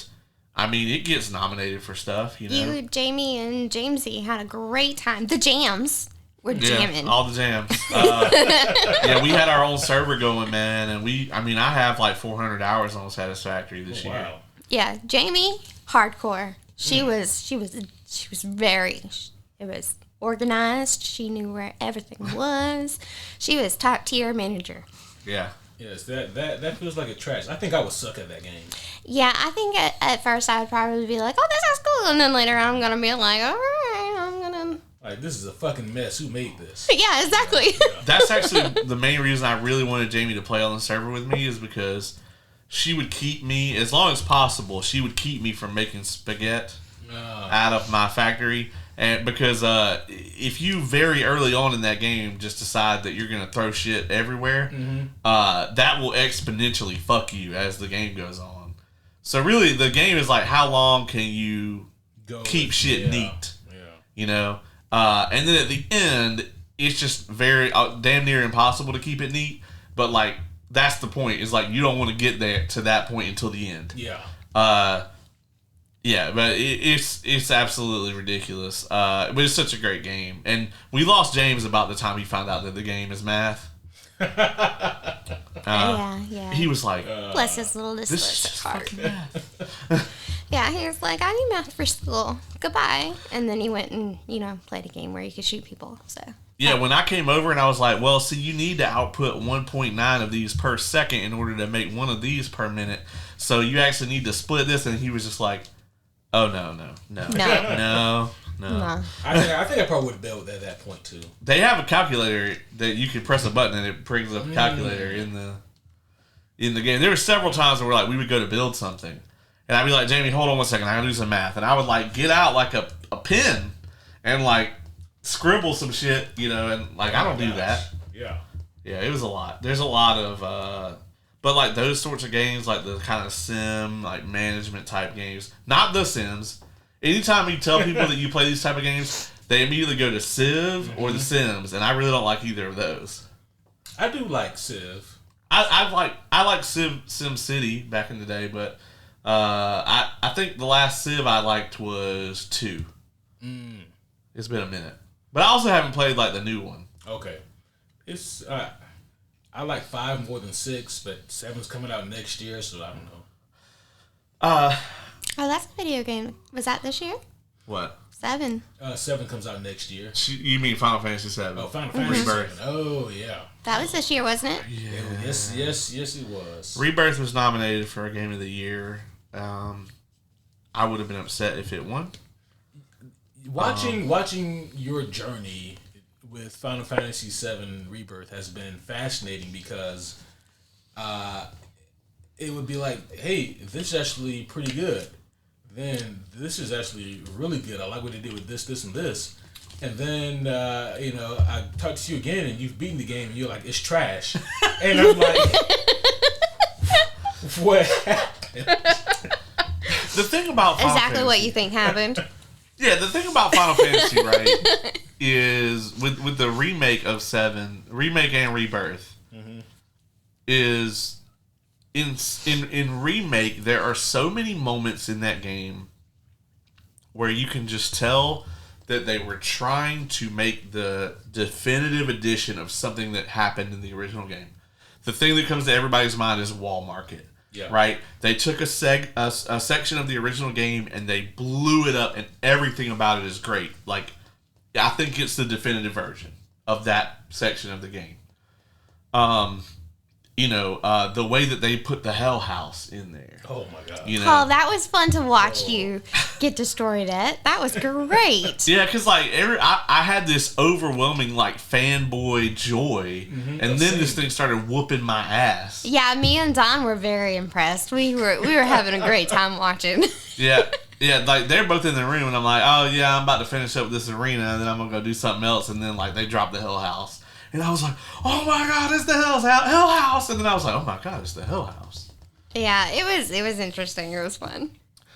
But it's just that you could tell that Nomura can't help himself, and he just wants to tell his own story. He's not trying to make anything that actually feels like Final Fantasy VII. And in Rebirth, there's just so many moments where, number one, where they just added so many things, and none of the things they added are great, right? Like, it's bad to mediocre. And then the things that they changed are all horrible. And there's even subsections of the game that are just, you could tell they tried to do a good job with it, and it's just awful. Like, Cosmo Canyon is kind of the reverse of Wall Market. Oh. They, like, took that section of the game, and they made it just the worst version you can think of. Yuffie, though. Yuffie was amazing, but, like, I mean, her DLC was perfect. She's great. She's wonderful. If there is an example of, like, a Wall Market experience in this game, it's either Costa del Sol, which they did a great job with, and you can collect all the different outfits for all the party members. Yeah. Doing the Lord's work out here. That's right. Or it is possibly the Gold Saucer. But even then, I mean, I just kind of expected more out of the Gold Saucer. Yeah. You know, you just would have thought there'd have been certain things that they would have done. I always get lost in the Gold Saucer, but on a different game. Yeah, but you would just thought that it would have been... You'd have thought that they would have made it bigger and better. I will say also, they did a really good job with Dying. That whole flashback sequence is a lot more involved and emotional, and the Dying section just played out. But I'll tell you, when you leave to go to Cosmo Canyon, that's it. Like, the game never recovers from that. There's some stuff in Nibelheim, but like the game just starts on a high point with the flashback, and then it is downhill. Yeah, I think honestly, I think because I haven't even played the second one. I have it downloaded, but I haven't played it. Right. And but I think for me, where the new Final Fantasy VII games lose me is in the marketing. I think that it should not have been called a remake or rebirth. It should have been called Final Fantasy VII something else. Yeah. Because it's not a true remake. Yeah. You know. It should have been shot for shot for the most part. Yeah, either they should have preferably done that, right? Like for a mostly shot for shot kind of reimagining or remake of what we originally had back in the day, or if they want to do this different thing that they're doing, call it something else. I would have been okay with a little bit of padding, right? Like, because it would have been a different experience if it's just like the exact same thing. Right. We need some padding for sure. You know, the Sector 7 stuff where, you know, you're going around and like helping the townspeople, those little side quests, they didn't take long. They didn't distract from the experience. It was kind of cool to actually get to see like what the Sector 7 people were kind of like or whatever. But like all the stuff they added for Hojo's lab and like just all the fluff that they added, it wasn't necessary. And then in the second game, they just take that up to 1,000,000. Like, if you like the actual Final Fantasy VII Rebirth is over twice as long as all of Final Fantasy VII, the original is. Yeah. So they just added so much bullshit. I'll just say this: like, I remember for me, for remake, where they lost me at was very soon on when Cloud is having these flashes of Sephiroth. I'm like, this should not even be a thing, and it just indicated to me that they're doing something so completely foreign with the story that it is similar, but it's clearly not the same thing. And it goes way off the rails in this one. Oh, There is a one part in the reactor. I forget it's the reactor where you find the Titan materia in the original game. You know what I'm talking about? It's like something with a G, Golbat or something like that. Yeah, some crazy shit. But yeah, so that section, they actually changed it, and I actually probably do like the new one better. Okay. Because it's this part where, not you don't mind if I spoil it, right? No, go you ahead. Don't care. So basically, what's happening is it's when they get to this reactor and it's full of the Mako, and I love the ASMR there. And it's full of the Mako, and you actually see Weapon down in the reactor. And Cloud has one of his little things where he like snaps or whatever, where Sephiroth's trying to take control of him. And he looks over at Tifa and he's like, "How come you don't have a scar?" And he just flips the fuck out. Huh. Yeah. I was like, "Take your shirt off. Let's see it. Yeah. Do you have it?" We But they need didn't do validation. Yeah. They didn't do that. It would have been a 10 out of 10.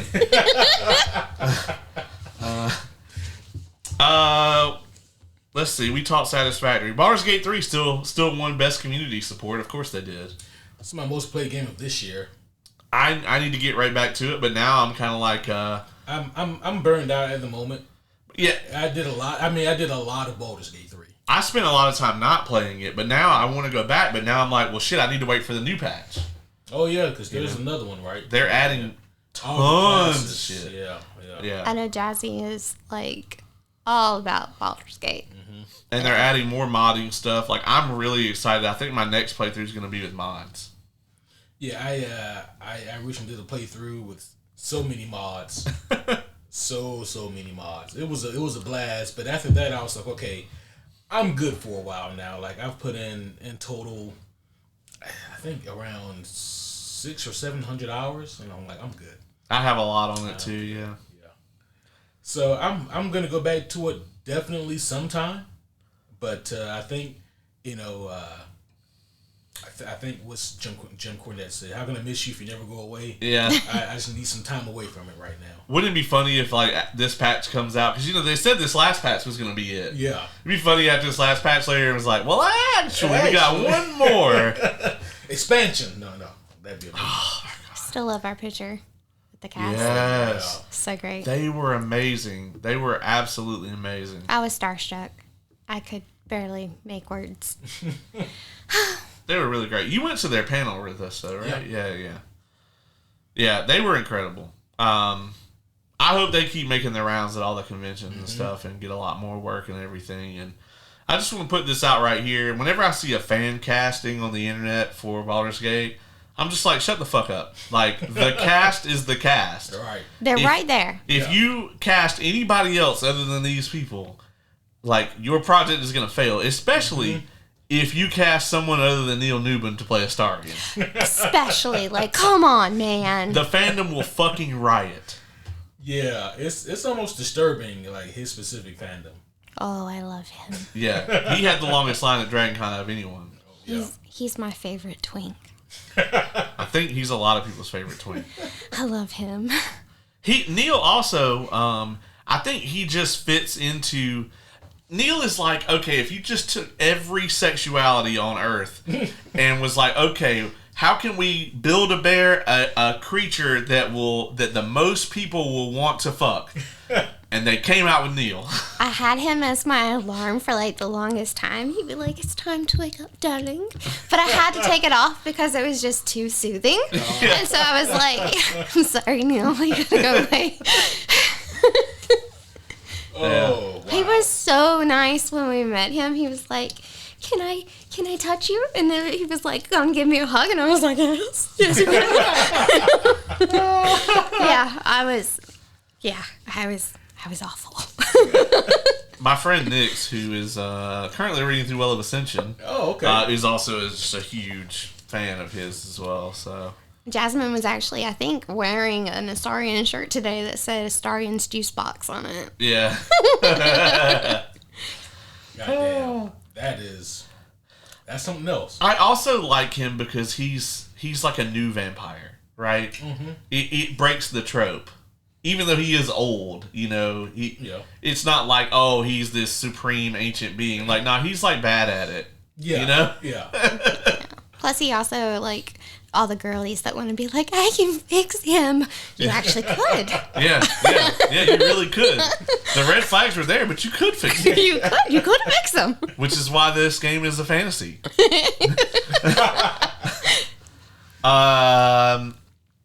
Me and Ace have been playing a lot of Black Ops. Yes. Playing a lot of Black Ops 6. Yeah. I don't know how much we need to talk about it. It's a Call of Duty game. Call of Duty is Call of Duty. I'd say this one is Call of Duty and better than the last bunch. Yeah. It's doing a good job. I'm glad it's on Game Pass. That's why I'm playing it. Same. Yeah, because if I had to drop 70, it would have been a tough sell. Let's be honest. Like, before they did the whole buyout thing with Microsoft, it would have been more than 70. Yeah, probably. I mean, because the way they have those packages set up, if you really want anything worth it now, you're going to be dropping at least 100. Yeah, because like $70 gets you in, like, you're in the game. Mm-hmm. You do get to come in here, but everyone's going to kill you. Yeah. Because like you have this little gun, and they started off with like the Lava Monster 9000 that turns you into like dollar bills when you die or whatever. Yeah. So I don't like games like that. Yeah. But I will say though that there is a certain formula to a Call of Duty game, and like sometimes it hits and sometimes it doesn't, and like this one they did a really good job with it. You just have to at this point know what you're buying into. If you're somebody who's into like the linear single player experience, this is not the game for you. Yeah. Well, I say yeah, but I play Final Fantasy 14. I love Final Fantasy 14. But I do the cozy version of Final Fantasy 14. I like the cozy games. Yeah. So, yeah, my two video games for this year are Final Fantasy 14, where I do a whole bunch of, like, R&D stuff for my guild. Nice. I build the house, I make the potions, I cook the food, I make all the cool garb, I pick the flowers, like, I do all the fun stuff. It's great to have that person in your guild. And then when my guild needs something, they pop me a message on Discord, I go and make it for them, and then when I need to get through a dungeon, they passenger princess me right through that bitch. And I appreciate that so much. That's amazing. Because I get to have fun with it, and do the things that I like to do for it. And so, yeah, Final Fantasy 14 will always be my happy, cozy game. And then my other video game for this year was one that you got me a couple of months back, which is Spirit City Lo-Fi Sessions, which is basically just a really fancy to-do list where you get to unlock cute little critters. It's like an idle game. Yeah, gotcha. It's an idle game. But it's cool. Yeah. I know next year my game is probably, I hope, oh my gosh, I hope that my game of the year will be the Hobbit game. Yes, everybody wants to play that. I didn't know they were making a Hobbit game. Yeah, they're making a cozy Hobbit game. It comes out in March. It's like Ark, but you're a Hobbit, and there's no dinosaurs. I think it's more like Animal Crossing or Stardew Valley. That's actually more. It's more Stardew Valley than anything. That's the actual comparison. It's going to be Ark is Deadly. This is not. Yeah. Hobbit Stardew Valley. Gotcha. Yeah, you get to design your little hobbit. You get to, make the potatoes, and you get to have the fun. And I'm really looking forward to that when it comes out in March. So if that is not my game of the year next year, I'm going to be very sad because that meant something went vastly wrong, and it's going to be a bad day. Speaking of that, like Lord of the Rings survival game that came out like last year, it's like Return to Moria. Yeah. That is free on Epic right now. Oh, shit. Yeah, I need to pick that up when we get home. So. Damn. Yeah, Epic is doing that. Every Christmas they do a thing where it's like they do like a free game every other day. So like they'll keep churning out free games. Well, that's dope. Yeah. I gotta check that out, man. Yeah, and all you have to do is go in there and grab it, and then it's yours. It's in your library. Oh hell yeah. Yep. Huh. Anybody got anything else for video games? Yeah, and in terms of video games, because I was thinking like, man, there were so many that I wanted to play, but this year was just a really slim year for me for video games. I think for a lot of people, I'm definitely going to pick up Astro Bot. It looks really fun. It does look fun. It gives me Mario Odyssey vibes, and I loved that game. I played the shit out of Mario Odyssey. Yeah, I'm probably going to pick it up sometime here. I may wait for a sale on it. I don't know, but it looks interesting at the very least. One of the things about it is they have a little bot for all these other properties. Like they have a Kratos bot, a little Atreus bot, and they have like the zombie from Last of Us, and he's got the little mushrooms growing out of his head. Aww. But the thing that's crazy to me is they actually put a dart bot in the game, Dart from Legend of Dragoon. Oh. And I'm like, so you motherfuckers do remember that you own this, and that you could put one out at any time. You do. Okay. Wasn't that a Square game? No. Sony Online Entertainment. Sony owns 100% of Legend of Dragoon. Really? Yeah, they were just trying to copy Square. They made it to copy Final Fantasy VII. I mean, damn. Okay. Because Dart just looks like Cloud. I mean, but yeah, that is a Sony Online Entertainment game. Okay. I did not know. All these years, I thought it was Square. Yeah. No. Damn. Okay. No, it was a great imitation. Mm-hmm. Yeah. Yeah, I would love a Legend of Dragoon remake. That'd be tremendous. Yeah. I doubt that it will ever fucking happen because it's not a live service game. Yeah, Sony Computer Entertainment. They own everything. Yeah, I doubt it'll ever happen either. Interesting thing that just came through. Apparently, you said that everybody hates Red One. Yeah. Not true. It just became the most watched most watched film on Amazon Prime ever, with over 50 million views. I mean, I hate to be that guy because I enjoy Red One, but just because a bunch of people watch it, don't mean that they enjoyed it. No, but what it means is a bunch of people were like, I'll wait for that shit to come out on streaming. Yeah. And then they probably watched it on streaming and were like, it was great. Yeah. Yeah. I mean, if I have the option to watch it in my comfy, cozy clothes in my bed with my happy lights and my cats, I'm going to do that.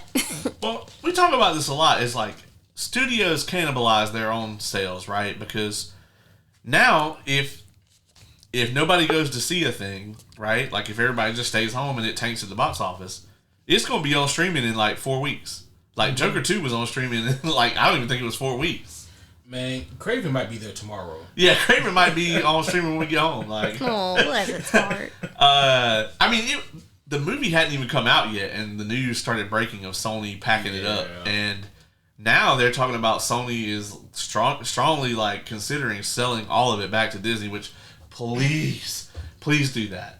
We're gonna go more into depth for the comic news. Yeah, for sure. But oh my god, if we could get like a Marvel Sinister Six.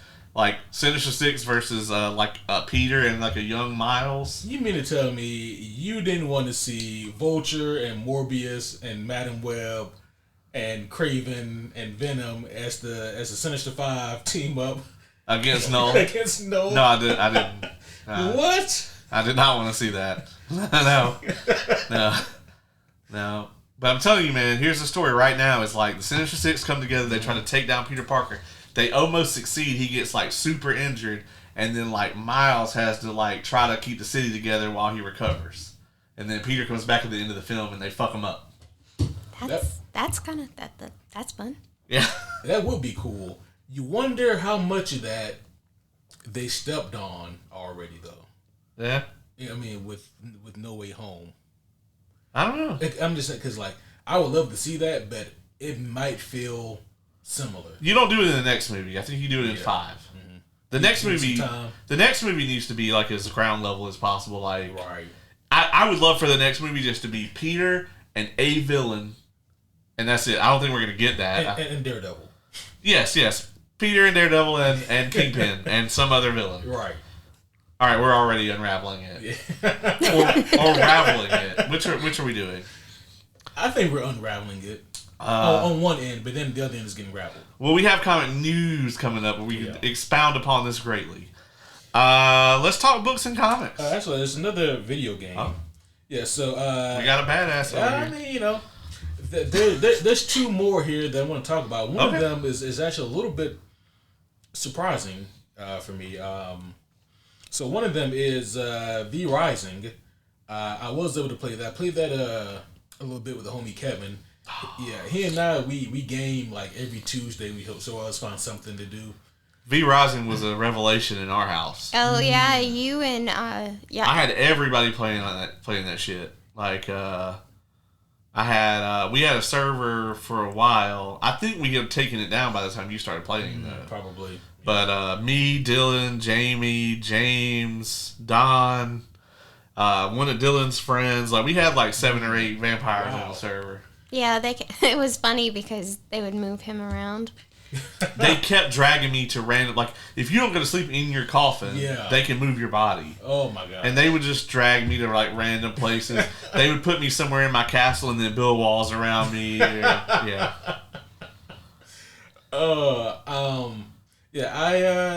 It wasn't for me.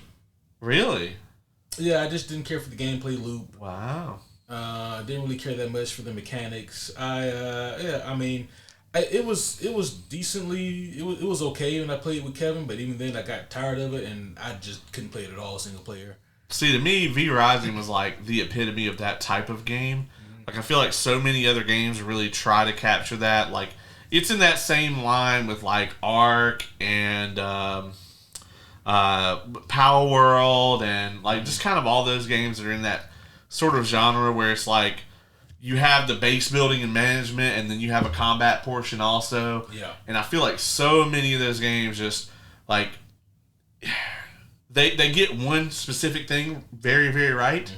And then everything else is fun. Like with Ark, it's the dinosaurs, right? Like they're amazing. You can tame them. Yeah. You can fucking build a base on a big ass pterodactyl. Like fuck yeah. But then everything else is so, just kind of bare, rudimentary, and like. So that's what Final Fantasy 14 got right. Yeah. Because I can do the base stuff. Oh yeah. Take care of everything at the house, and like have fun with all of that stuff. Go out into the field and pick things. Right. And then everybody else that wants to do the battles in the dungeons can go and do whatever they want. Yeah, they can handle that. Yeah, they can handle that. I feel like V Rising got the best combo of those different things, right? Like, I thought all of it was well done. Like, the crafting system I thought was great. I thought that the bosses were fun, like the mechanics or whatever. A lot of people, that sort of top-down isometric thing doesn't really do for them. It's just not their thing. I may typically be in that genre because, like, it's hard. Like, I remember as a kid loving Diablo 2, but when I played Diablo 3, 4, Path to Exile 2, I very quickly am like, I don't like this. I hate it. I don't, I hate it very quickly. Oh, okay. But I loved V Rising. I didn't even think about it being this year because I've had it for so long because I was in the early access. But yeah, the full release did come out this year, I think. Did Kevin love it? Was he? Yeah, he really enjoyed it, and I want to look at the show. I never said I thought it was a bad game. Yeah, it's just I realized that it's not for me. I will say though, there is like no replay value. Like the moment we downed Dracula, everyone logged off and nobody went back. Oh, okay. Yeah, it's kind of like because I mean, once you've killed him and you have all the best shit. So there's no real in-game content yet? Well, I think the in-game content is kind of when you get to I think level like 80, then you can start hunting down like the big world bosses, which he's the last one. Yeah. So it's kind of like he is the end of the in-game content. I got you. And then, but once you finish that, I mean, that's it. Like there's really, I mean, you can decorate your castle. Yeah. But the only other game I had on my list, and this had like a similar kind of up and down, but I thoroughly enjoyed this game, was Helldivers 2. Oh yeah, I didn't even think about Helldivers. Yeah. That was also another big highlight in the house this year. Yeah. I got tired of that game way faster than everyone else. Yeah. Don and James were very into it for a while. Yeah. Me and Kevin, we were pretty heavy into it for a while. And we may go back to it now that they got this this brand new, nice looking update.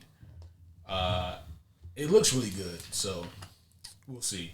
Some of the cosplays that I saw for it this year have been really good. I think it won Best Multiplayer. I think it did. Yeah.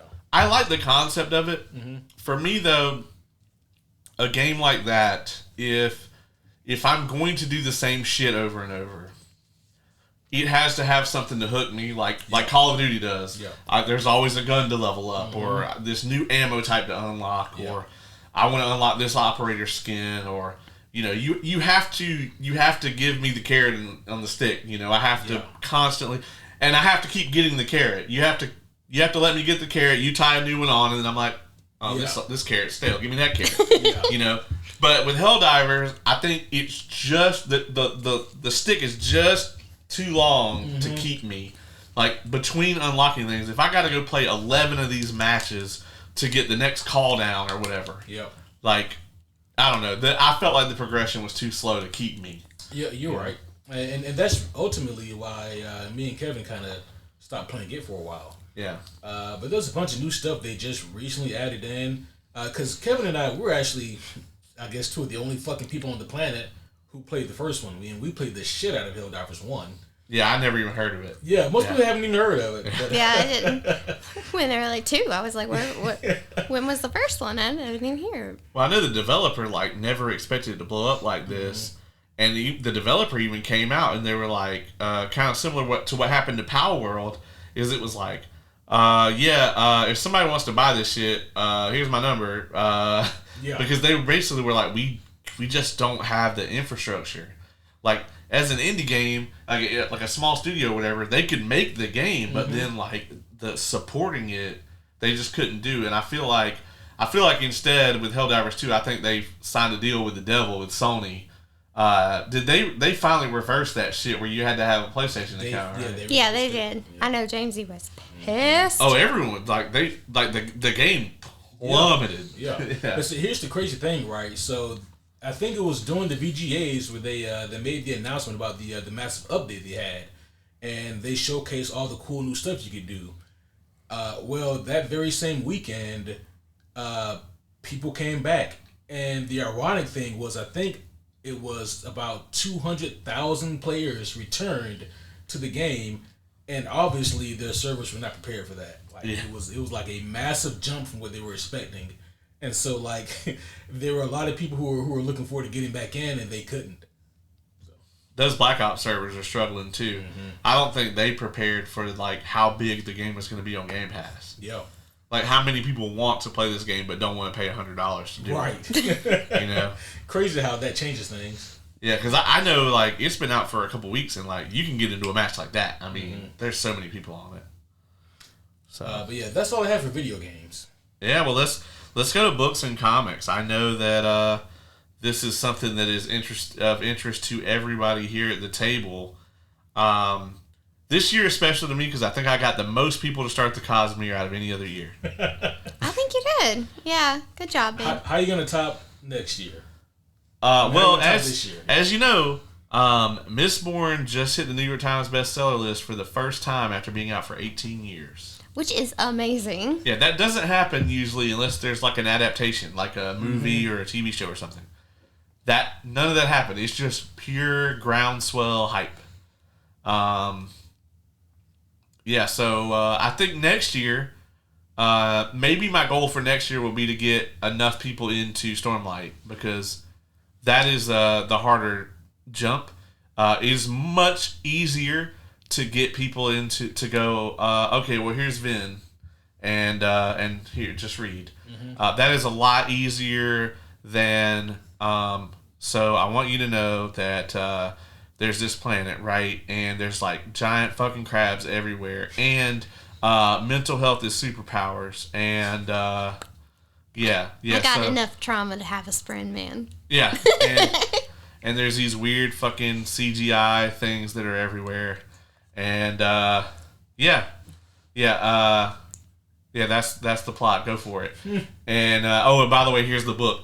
And then you just drop this fucking tome, so it's in here somewhere. Actually, I think. What? Way of Kings. You have my copy somewhere. Yeah, it's in my bedroom. Yeah, so where it should be. Those pages better not be stuck together when I get it back. Just because it's a loaner copy, other people need to read that. You should have told me that ahead of time. I should. Yeah. That's on you. I gotta figure out. I guess I'm gonna wait till the paperback comes out of this book before I have a loaner copy. Because typically my hardcovers are my loaner copies because I always get the leather bounds. Yeah. But my fucking release edition signed and numbered hardcover is not gonna be loaned out to anyone. What do you mean? I love that. Yeah, and then also It smells so nice. I ordered the launch edition from the UK that has the stained edges. Yeah. I ain't loaning that shit to anybody either. Yeah, we're gonna have to go and find a paperback. Although paperback in that is just gonna be. Yeah, it's not even out yet. It's gonna be so They're weird. probably trying to figure. They probably got the protractor out trying to figure out how they're gonna fucking put that thing together. Yeah, how is that spine gonna hold? 60. How many pages is it? 1,800? 1350. Yes. Yeah. The one book is 11,000 words longer than Lord of the Rings. Like, all of it. It's insane. Oh my gosh. It's insane. It's been trudging through it. Well, since we're here, I mean, obviously the elephant in the room is Wind and Truth. Yeah, so Wind of Truth is probably going to be my top fantasy book of the year. I have not finished it yet. I'm on chapter 83, page 855. So, I'm getting towards the end, but I can already tell that that's gonna be my fantasy read of the year. And I very much like it. Yeah, over time, I feel like it is... I think it's a little less refined than Sanderson normally is. His longtime editor retired. Okay. He was like 80-something. And I think he knew Sanderson really well, and he started with Brandon when Brandon was nobody. So I think they had that kind of relationship, whereas I think now, coming in as his editor, it's like, how the fuck are you going to tell, like, the god of modern fantasy that their shit is wrong? Yeah. I think they need a very special relationship for their editor to be like, Brandon, this just doesn't fucking work. Yeah. So I will say that the edges are not quite as smooth as they usually are. But I also don't mind that. Like, if you give me great characters and a great plot, I don't need the prose. I don't really need it to be this fucking Shakespearean fucking wonderful artistic thing. Like, if you want to put that together, fine. But I don't mind it. Yeah. A lot of people in the fandom do, but I'm like, Brandon's prose has never been this elegant thing. He's never been that. He's never tried to be that. Yeah. And he doesn't give a fuck. He told me so in person. Just over this past. Those are his exact words. I really don't give a fuck. I wish they were, but in so many words, he said that. I think it's my favorite book in the Cosmere. Maybe. It's kind of like. No, I don't think it's going to be my favorite book in the Cosmere. But I do think if we're going off of characters, it's probably going to be my favorite Adeline book. Oh, for sure. For me right now, like when you watched Infinity War on the opening night, and then like did you go back and see it again in theaters? Yeah. You know how like there were other people in there that had not read it, or had not seen it. That's where I am right now.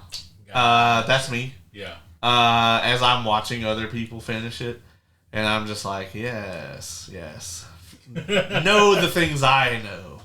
But I can't say anything right now. Yeah. Even though she would like me to, I will. Oh not. yeah. I threatened some stuff on the way over here. Yeah. But I to a lot of people, this is the end of the 5-book arc. It's the biggest book in the history of the Cosmere. It had more writing on than anything ever has. The expectations were really high. But also, I kind of have to point out to people, it's like, this is the midpoint of the Cosmere.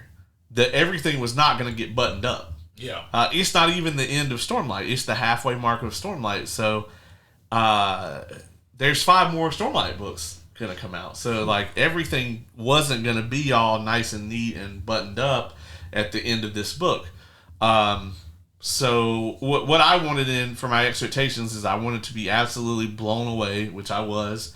And then I wanted I wanted to be excited about the future. Yeah. And I really am. So this book, Because I remember at one point you were worried about this book maybe not being able to live up to the hype behind it. Did it do that?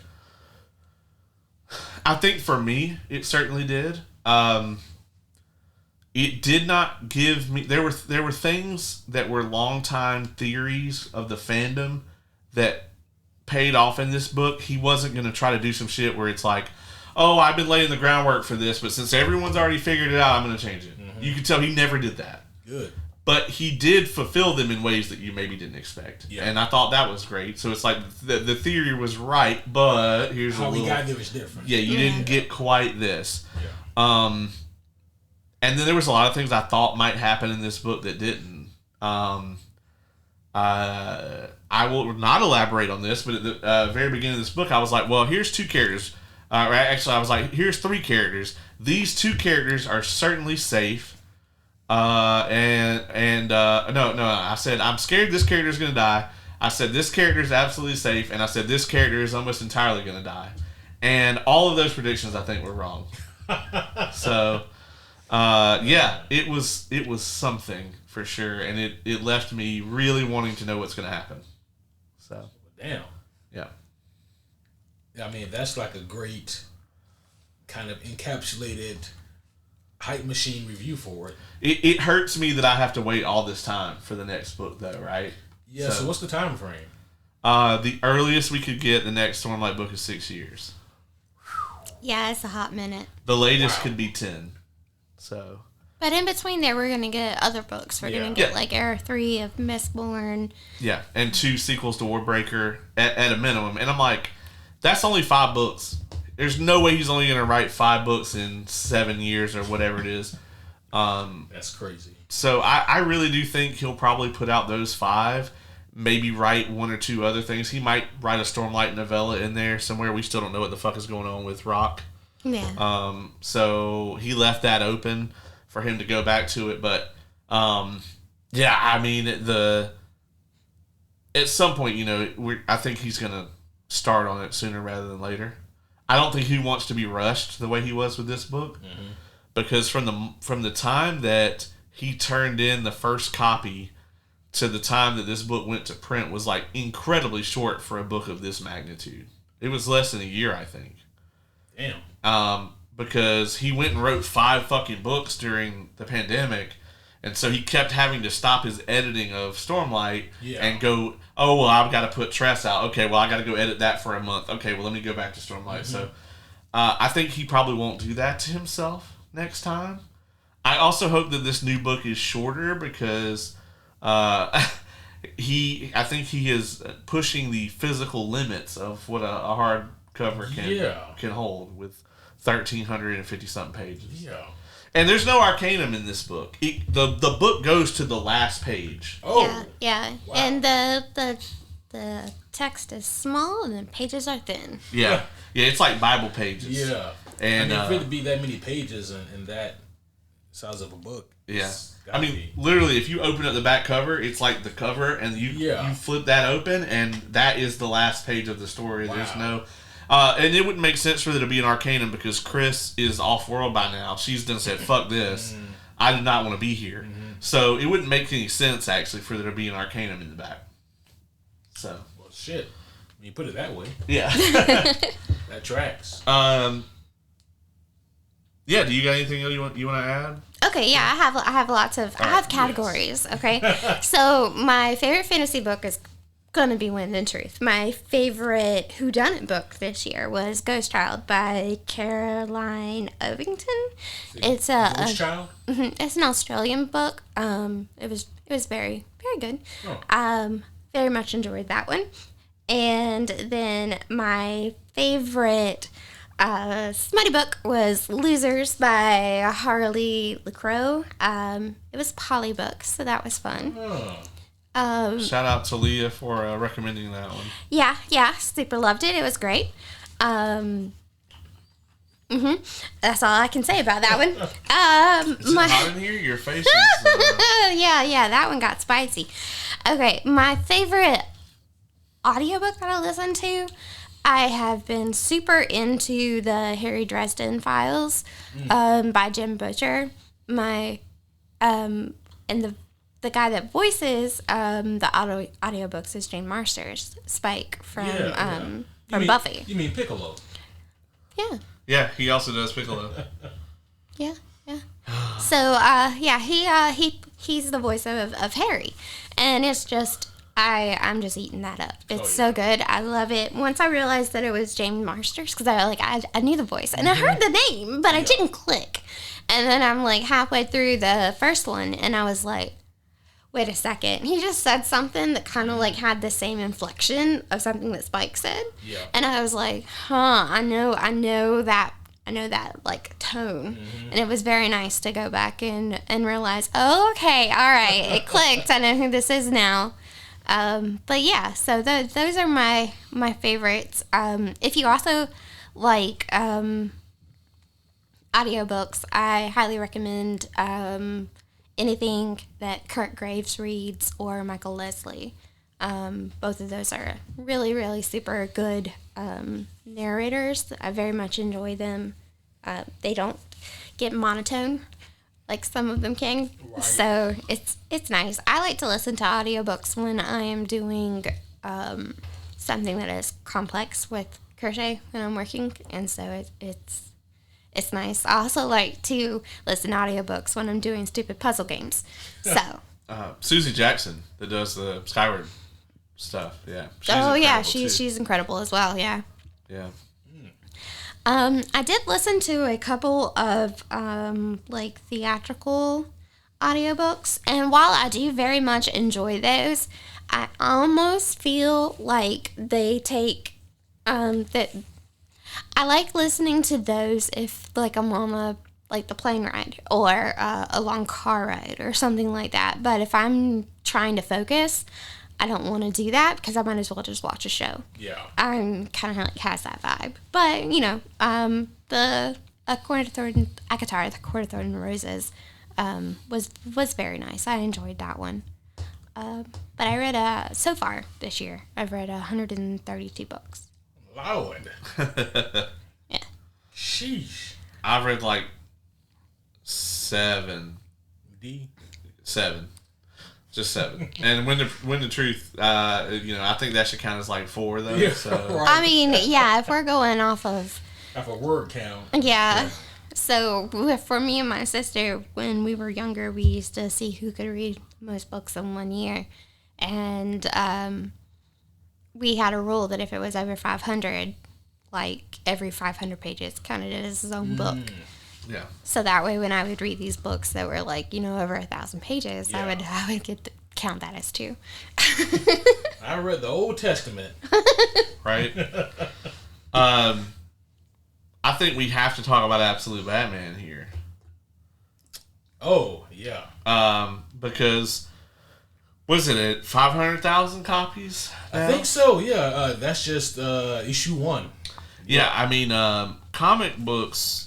Especially like your floppy comics, like new comics coming out, and not like these incredible, beautiful omnis that we have here. Those are not doing well sales wise, or weren't doing well. Yeah. I think it was post pandemic was the first time ever where collected editions, mostly meaning omnis, made more money than floppies. Yeah. Which were like the new current books coming out. Yeah. But those fortunes have been reversed. Marvel has got Avengers Twilight right now, which apparently is like their best Avengers story in years.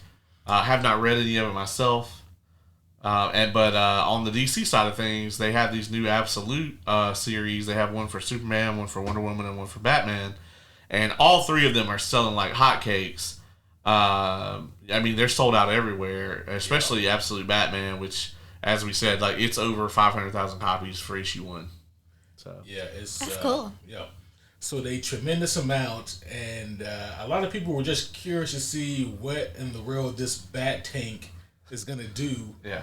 Have you seen pictures of Absolute Batman? I have not. Oh, okay. Well, we have to fix that for you. So I have to tell you, and this is what I always go with here. the actual logo on his suit, it comes off. It's actually an axe. See, he puts like a pole into it, and it's an axe. It's the battle axe. Ha ha ha ha ha. Yep, you see. Oh, that's great. You might be the first person who laughed at that. But see, this is him. He's okay. He's a big old boy. Yeah. And looks like he ate Bane. Yeah, he does.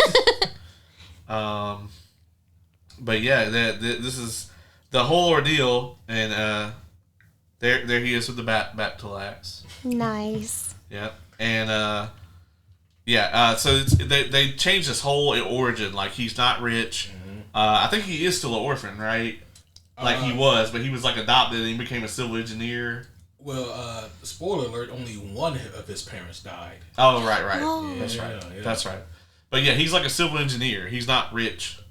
And then Alfred is working for like the League of Shadows or whatever. Yeah, spoiler alert for issue 1. Yeah, I mean, it's been out for a minute. It's been out for a minute now. He has a beneficiary. He's a bounty hunter, Alfred is. And that's fun. That's fun. Right. I like that. And the beneficiary is they don't outright say, but it's pretty explicitly made known that it's the Joker.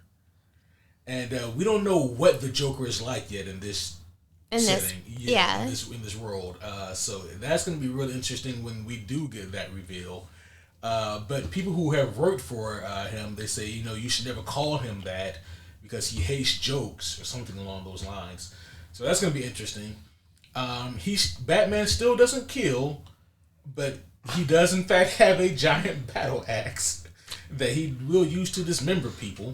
Yeah, I mean, that's not necessarily death. Yeah, It's the Obi-Wan Kenobi doctrine. Just remove a few limbs. That's right. Yeah, but I have read issue 1 of that, and it was very good. I was pleasantly surprised. Out of all the changes, the most off-putting thing is he's blonde, and it just doesn't feel right. It's wrong, yeah. Wait. No, I don't like that. Yeah, right? Yeah, he shouldn't be. Yeah, that's... doesn't feel right.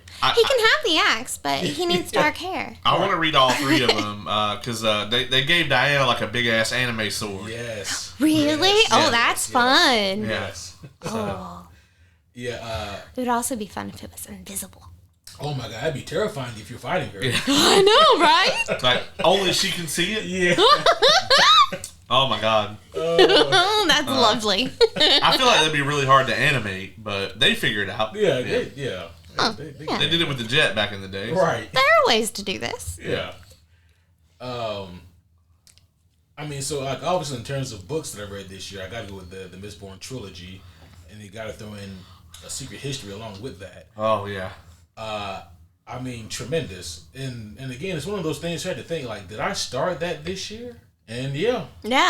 You got through it pretty quick. I mean, considering all the other things that you have going on. Yeah, and I mean, but it was the quality made it easy, to get through. So it'd be different, right? If this was like a trudge, but it never was. Yeah. I think this Sanderson kid might have a future in writing. Maybe? Yeah, maybe. Yeah. I think, the thing about Mistborn is, like, you get into it easy, and then there's all these questions, right? There's the mystery element of it. Mm-hmm. You want to know the answers to all these things. And next thing you know, you've been swept up, right? And the ending is just so good for a hero. Yeah. It's perfectly buttoned up. It's exactly everything that you couldn't have imagined it, that it was going to go that way, but you felt satisfied once it did. Yeah. So it's like he pulled the rug out from under you like 40 times, and you never felt cheated. Right. And that's so hard to do, especially today. Yeah, and especially like to ignore the temptation to wrap everything up in a nice, in a nice, neat little bow, Right. Yeah. And the fact that he was just able to to just completely stick the landing on something like this and give a real, true, satisfying conclusion to the story and to so many of these characters. It's thoroughly impressive, and I mean, it was just a great journey. Yeah. That Hero of Ages ending is so good that I feel like there's both things are happening through the fandom, right? Like, I feel like the fandom is searching for that again. And we've only seen 2 other like wrap ups like that. There's this previous book that Wind of Truth right now, and then there's the end of Mistborn Era 2. And I will say that neither one of those endings felt like Hero, because I feel like Hero just has such a perfect ending. Yeah. On the other note, though, I imagine Sanderson is like has got to be like making himself not go back to the well, literally. Yes. I'll give you that. Yeah, I got one. But I mean, I feel like that ending was so great that he has to avoid doing something similar. Yeah. Right? So. And that's going to be difficult for him, right? Because you really shouldn't compare your works like that, because then you easily find yourself trying to outdo your previous work instead of just writing what comes to you, you know? Yeah. Well, there's stuff in Way of Kings that straight up spells out like the way that this book ends. Yeah. And so you know that he didn't change it. You know that when he wrote Way of Kings all those years ago, damn near 15 years ago, that this is what he wanted to do, because the proof is right there in the book. So it's like, he didn't waver on it, and I really appreciate that, because I don't want him to start being reactionary. Right, you lose something as soon as you start doing that. Absolutely, because now like your drive for writing that story has changed. Right. So, I want him to write what he wants to write. Exactly. Because 9 times out of 10, probably even better than that, I typically like what Brandon wants to write. Mm-hmm. And the times that I don't, that's fine. I would much rather have that than someone like trying to placate me. Yeah. Fucking Kevin Feige has been way less successful. Right. It's much easier for me to make a dish that I know I'm going to like than to make a dish that I hope you like. Right. Exactly. Yeah. Just make what you're going to fucking make. And if I like it, then I like it. If not, then I'll just, depending on how much I like you, I'll say it was good. Right. Like, the wizard one. The Frugal Wizard. Yeah. Frugal Wizard. I tried to read it. It wasn't really for me. Yeah. It was one of his, but it wasn't really for me. So I didn't finish it. But it wasn't bad. It just wasn't for me. That's a Sanderson work? Mm-hmm. Yeah. But it's not Cosmere. It's not Cosmere. I went back to what was for me. Yeah. And I'm having a great time with that. Yep. Yeah, I don't particularly adore Warbreaker. I like it. I enjoyed it, but if I was, I would reread just about anything else before that. Probably that, or maybe Well or Elantris, like one of the older works. Yeah. But yeah, I mean, but I like it because of what it means for the rest of the Cosmere, how that goes forward. It's kind of like when the MCU still had our trust, where it was like, oh, well, if they put their stamp on it, well, I'll go see it. Yeah. You know? Oh, there's a fucking talking tree and a raccoon in this movie, whatever. Fuck it. Fuck it, let's go. It's like that. He hasn't lost my trust, though. Yeah. He still got it. So. Oh, man. How's that going, by the way? In your copious amounts of free time that you have right now. Lately it hasn't. Work has been working me. A saddening amount of time this time of year, for reasons that we have spoken about already. Yeah, this is a tough time of year for you. Good news is though, I only got a week and a half. Well, it's gonna be longer than that because we still have work left over for sure. Probably about 3 weeks. Yeah, 4 weeks. I'd say by the time we hit mid-January, that shit should be done with. Yeah. But enough of the depressing shit, like work. No more of that shit. Yeah. I was able to read a few comics this year, believe it or not. And one of them, I know this is for new books. The book itself is new. The contents are not. As is with most of these books here that I have. But it was a deluxe edition of a book that I had never read called Batman the Cult. And this is a book that was written, I think, back in the early 90s. Jason Todd was still alive because he was the Robin. So it was either the late 80s or early 90s, I want to say. And it was written by Jim Starlin, the same guy who created Thanos and wrote like Infinity Gauntlet. And so it was written by him. And it was the reason I really wanted this book, it was the deluxe edition that they just came out with, was because it was always being touted as one of the books that really steered DC into like darker territories. Like this is the one where DC really just kind of went into they weren't afraid to go into grimmer territories, and so I was really happy to get it. Got it for a good deal, and I read it and I really dug it. There's a few things about it that I don't like, but for the most part, I think it's tremendous, and it is really dark. It is a really dark story. It's about a villain that actually this villain I think has one other appearance in a Batman game, Arkham City, Deacon Blackfire. Okay, Yeah, and he's a religious zealot. And, Those are always fun. Right? Yeah. So much fun to deal with. Long story short, Batman, he gets kidnapped by this guy and tortured relentlessly and drugged. And Batman, he's broken mentally.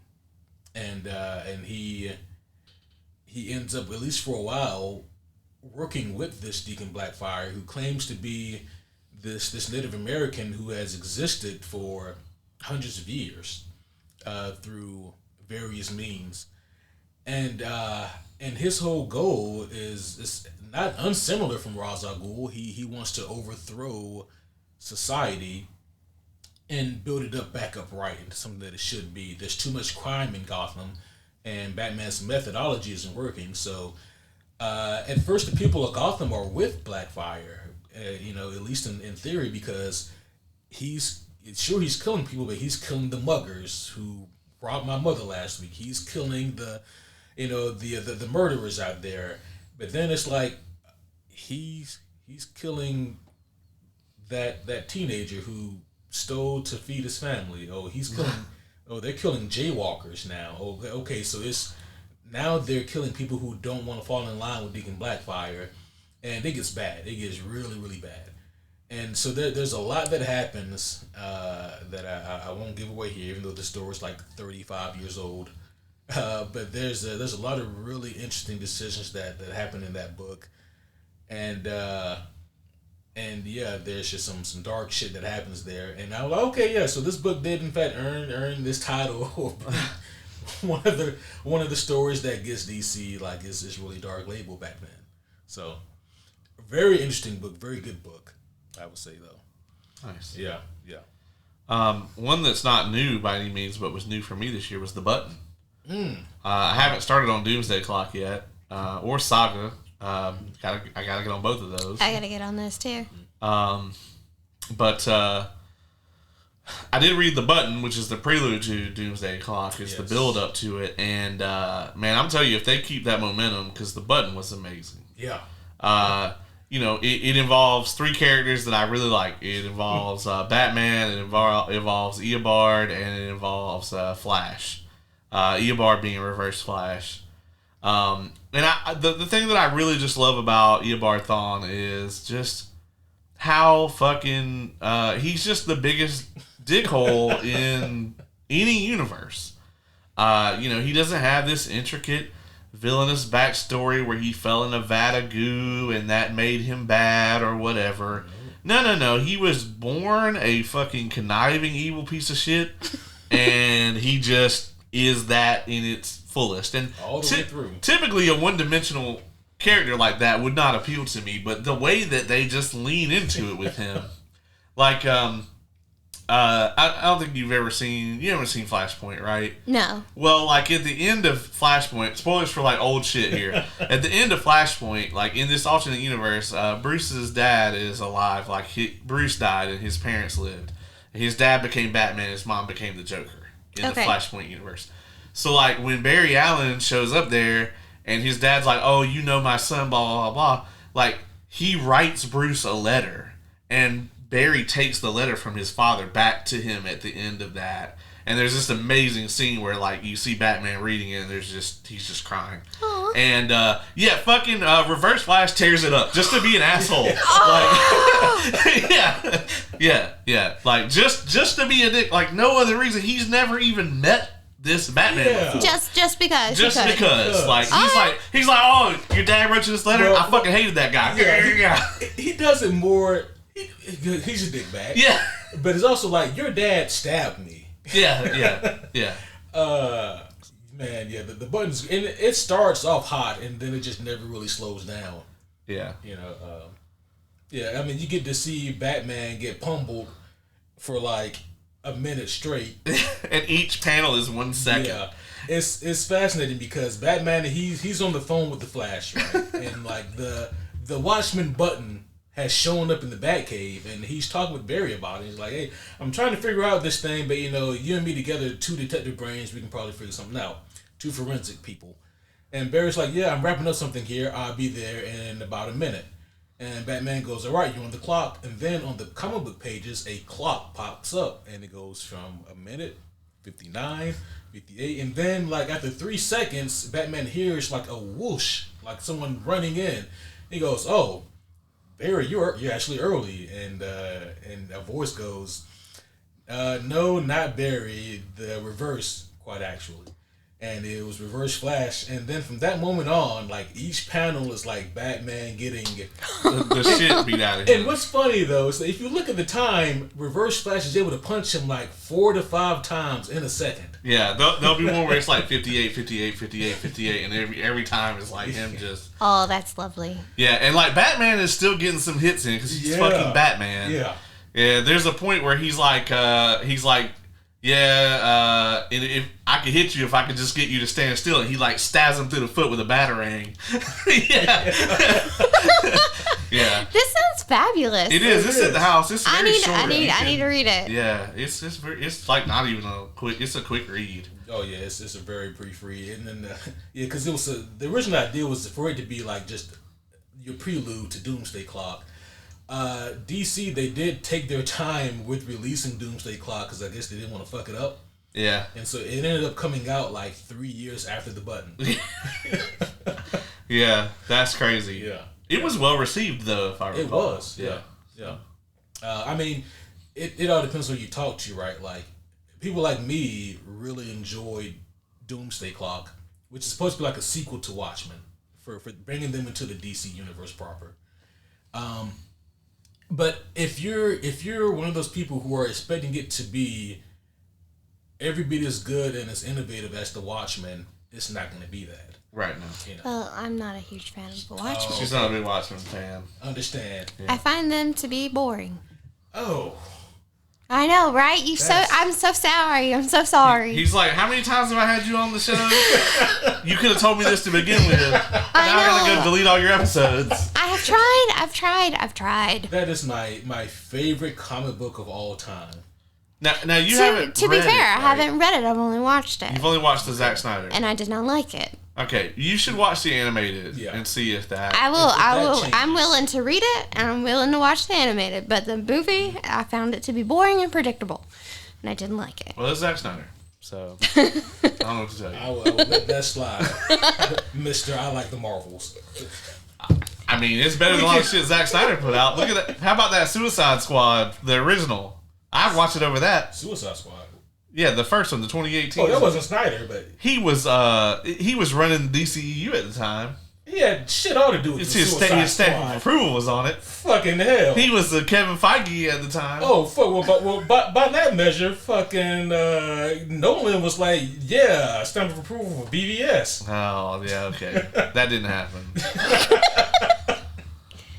Christopher Nolan, he didn't sit through that movie. He was like, they're going to fight at the end?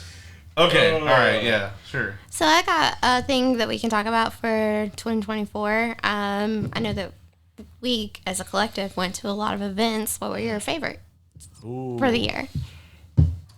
I mean, my favorite event that we went to for the year was easily Dragonsteel. First one, right? The first one that we've ever gone to. The biggest one. It was the biggest one they've ever had. Yeah, I mean everything about it, as far as the way the convention was organized. I would prefer that it not be in Salt Lake City. That's probably not going to happen. Yeah, that's not going to happen. But if it's growing, right? How many? I know Salt Lake is like a pretty big city, but how many other places can they go within Salt Lake? I mean, the Salt Palace, I think, is the biggest venue in Salt Lake City. It is. That's what he said during the book release, was that they were in the largest convention in Salt Lake City. Yeah, I mean, they've got a room there that holds 10,000. Yeah. Like, and it was they turned people away. Yeah, and they had overflow rooms, and they still turn people away. Wow. So, I mean, yeah, I can see them outgrowing the place. I don't know how much of it they're using. I know there are sections that they weren't using. So, I mean, I think it could grow a little more. But I mean, this fandom is not slowing down. If anything, it's hyper speed now. Yeah. So yeah, I mean, I don't know. I think I would love to see them go somewhere else. But I mean, even if they were to go somewhere else, I mean, they're probably going to go to Denver. That's like the closest next biggest city. Yeah. You know, so it's still going to be cold and that is true. And dry and elevated. Maybe is there a chance he won't do it during the winter? Yeah, that'd be my thing. Can we kind of release these in July or something?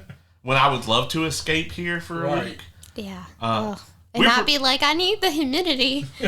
We're prepared now, though. We got a little portable humidifier. It's like that big, and you can put any 20-ounce bottle into it. So you can just put like a Coke bottle or whatever, fill it with water. Yeah, because there was no humidity in the air. It was awful. When I was in Utah, I remember I had never experienced anything like that weather-wise, because I was also there in December with that dry air. It was so dry, my inside of my nose cracked, and I got a nosebleed. Yeah. I had never had that before. When you walk outside, you could feel it in the corners of your eyes, just instantly. They just kind of like dry out immediately. Yeah. It was. It's not a type of cold that I enjoy. No. It's just a weird place, right? Like the landscape is just unlike any other place I've ever been to. It's very flat, and you can tell that every tree that is in that city was placed by a human. Yes. Yeah, no, nothing's naturally growing there. Right. Except the mountains. Yeah, and the mountains are, just random. It's not like there's hills and then mountains. No, it's just flat and then there's just a mountain. Yeah. But other than the location of it, I mean, the Salt Palace was great. The staff was incredible. By far the best staff of any convention. You could tell that they didn't outsource it. Like, these people work for Brandon. They're passionate about it. You could tell that everybody pretty much wanted to be there. Yeah, there wasn't, like, an asshole that I saw on, like, as far as staff, people that were outside, like, food vendors, other attendees. Everybody was really, really cool. And it was pretty lax, at DragonCon, I run a tight schedule. Oh, yeah. As the person who is like always tagging along with me, Yeah. I'll be like, yeah, man, we got 11 things we're doing today. You'll be like, okay, let's fucking go. Let's fucking go. Yeah, that's not me. I'm going to pick out the one thing at DragonCon that I am doing that day, and then the rest of the time, I'm going to be in the hotel room. This was very much like, you could take it or leave it. Like, obviously the release, everybody was there. We went to pretty much everything that Brandon was in. You know? We went to his spoiler Q&A. We went to his podcast recordings. We went to a few other panels too. But there was a ton of panels. Like, if you wanted to go do Cosmere theory crafting or actual physical crafting or play the tabletop game that's coming out, I mean, there was just so much there for you to do. But overall, I thought it was just a tremendous event, and I had a blast. Yeah, it was a lot of fun. It felt like we were there forever, and it also felt like it went by really fast. It was very weird. But it was just a weird alien landscape all around, actually. It's also like not trying to nickel and dime you either. Like, the badges were reasonable. None of the food was like ridiculous. No, you could get like reasonable meals there at the convention without it being like $10 for a sandwich. Okay, I was gonna say they don't charge you $13 for a Chick-fil-A sandwich. No. There was there was a wide variety of food vendors there, and even like the actual vendor hall, like those vendors, most of the stuff was very reasonable. You could tell that each one of those vendors was like very well curated. It wasn't just, oh, we're gonna let 70 people in who can pay the thing. Yeah. It was very much like, okay, we want to make sure we got this person. I would say like the vendors had a nice array of affordable to to top extravagant. tier. Yeah. Oh Yeah. yeah, if you wanted to get you like a 10-foot wall scroll of some Stormlight shit, you could. Yeah. They just had a lot of stuff there. It was nice. What's some of your guys' favorite loot that you brought back? I think my Syl poster. Yeah, she's got a metallic seal print.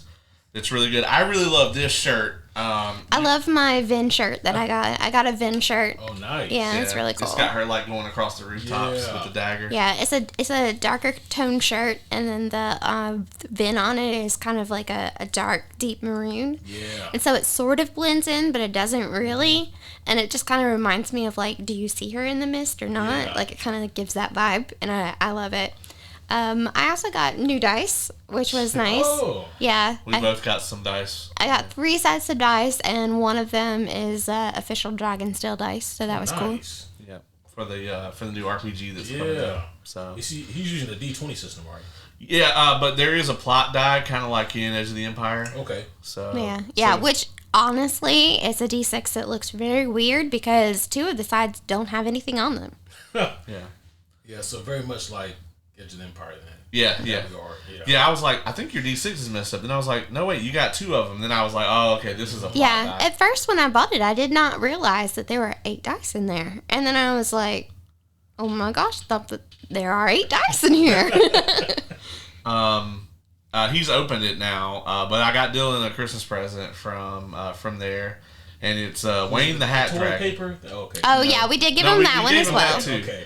But we got him Wayne the Hat Dragon. It's a little dragon, and in Mistborn Era 2, there's a character who's always like trading for people's hats. Mm-hmm. He's stealing them, but he leaves another hat. Yeah. He's trading. You're just not. It's not voluntary. You know? Yeah. And so he comes with like a fuck ton, like 30 of these little hats, Yeah. and you can just change them out. Oh, that's awesome. And it was a cool little thing.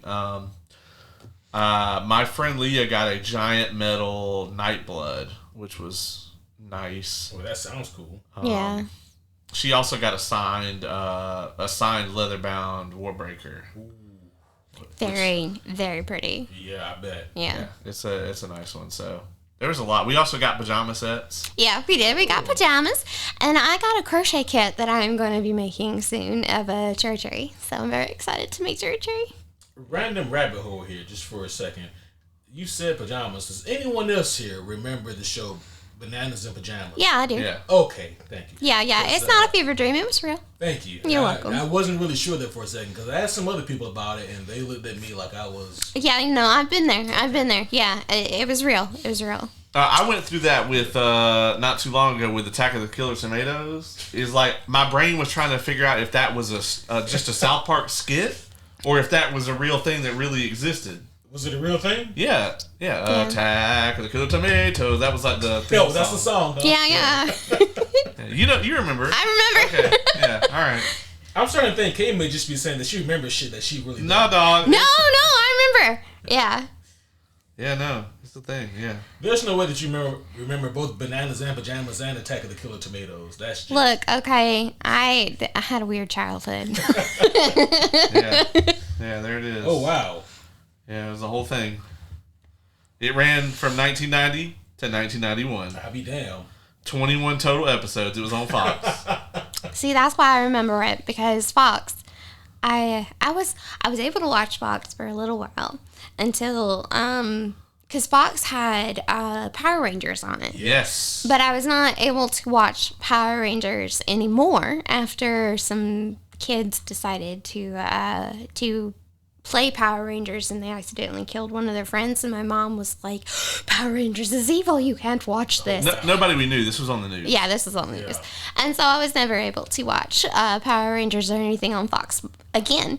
But my babysitter had Fox, and we just didn't tell Mom that I watched it. And so, yeah, there were random things like that I did. get to enjoy. But if it was on Nickelodeon, then Free reign? No, couldn't watch Nickelodeon. Yeah, Rugrats was. I never. Rugrats is evil? Yeah, Rugrats are evil. Well, Rugrats is kind of like SpongeBob. You know, they slide stuff in there that like the kids won't get. So I could watch Nick Jr. Okay. I could watch Nick at Night. Mm-hmm. I could not watch Nickelodeon unless it was the Tomb Raider game. Oh, yeah. What's the name of that game? Was it fucking Ren and Stimpy on Nick at Night? No, Nick at Night was like when they had Love like Lucy. yeah. Oh, yeah. okay. The It throwback was on shows. Nickelodeon at night, but Yeah. not on Nick at Night. Yeah, I was gonna say Ren and Stimpy was like, oh Yeah. man. And I could watch Cartoon Network when it was Boomerang. Oh, And then Boomerang eventually got its own channel. yeah. Yeah. So Wow. Space Ghost and all that. Oh, yeah. Freaking- Like, not coast to coast, but actual space. Yeah. Yeah. Yeah, it's funny because like I was introduced to Coast first. And then... And Yeah, I the just other way thought around it for was me. a talk show. And then I was like, No. oh, he's like an actual superhero. This is weird. I kind of like Coast to Coast better, I'm going to be honest with you. Right, yeah. Yeah, apparently Attack of the Killer Tomatoes came on between Creepy Crawlers and Tiger Sharks.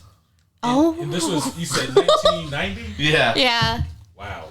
Yeah. So I was 1990. I was 6. I was 4. I forgot all about Tiger Sharks. Yeah.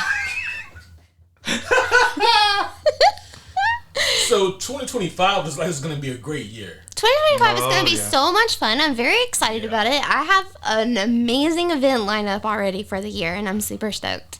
Amazing. One of my conventions that I'm going to be going to is Chattanooga. I'm going to be in Chattanooga in Yeah. February. We're going to go see the homie Kevin. Yeah. Yeah. And that's right around the corner. Yeah. Yeah. Yeah. So Yeah. then Be we would like, towards the end, I think, of February. I have 3 events in February, which is so Nice. strange because it's the shortest month. True. But I jam-packed that bitch. So, Yeah, you're going to be busy. yeah, I'm going to be busy in February. But I'm very excited about Yeah. it, too. It's the good kind of busy. Yeah, it's a good kind of busy. And I love Chattanooga. It's a very pretty city. speaking of busy, we're going to Animate in Orlando. Yeah, I'm going Like, to animate. 2 weeks Wow. before Dragon Con. Oh, wow. Yeah, I'm a vendor at it. That's amazing. And I was actually very shocked. I filled out the application online, and I did not think I was going to get in. It was kind of one of those things where you just fill it out, and you're like, oh, cool, if this happens, it happens. But you don't really expect anything to come of it. Yeah. And they called me that afternoon on the telephone. Freaked me the fuck out because I don't do phone calls. But, yeah, I answered it, and they were like, hi, we saw your application. And I was like, yes. And they were like, we would like for you to come. And I was like, "Oh, okay, I'll be there." So, yeah, and I'm excited about that one, too, because my baby sis lives in Orlando now. Oh, nice. So I'm going to get to Yeah. hang out with her. And the lineup for that one is already amazing. They have a lot of cool Nice. people go into it.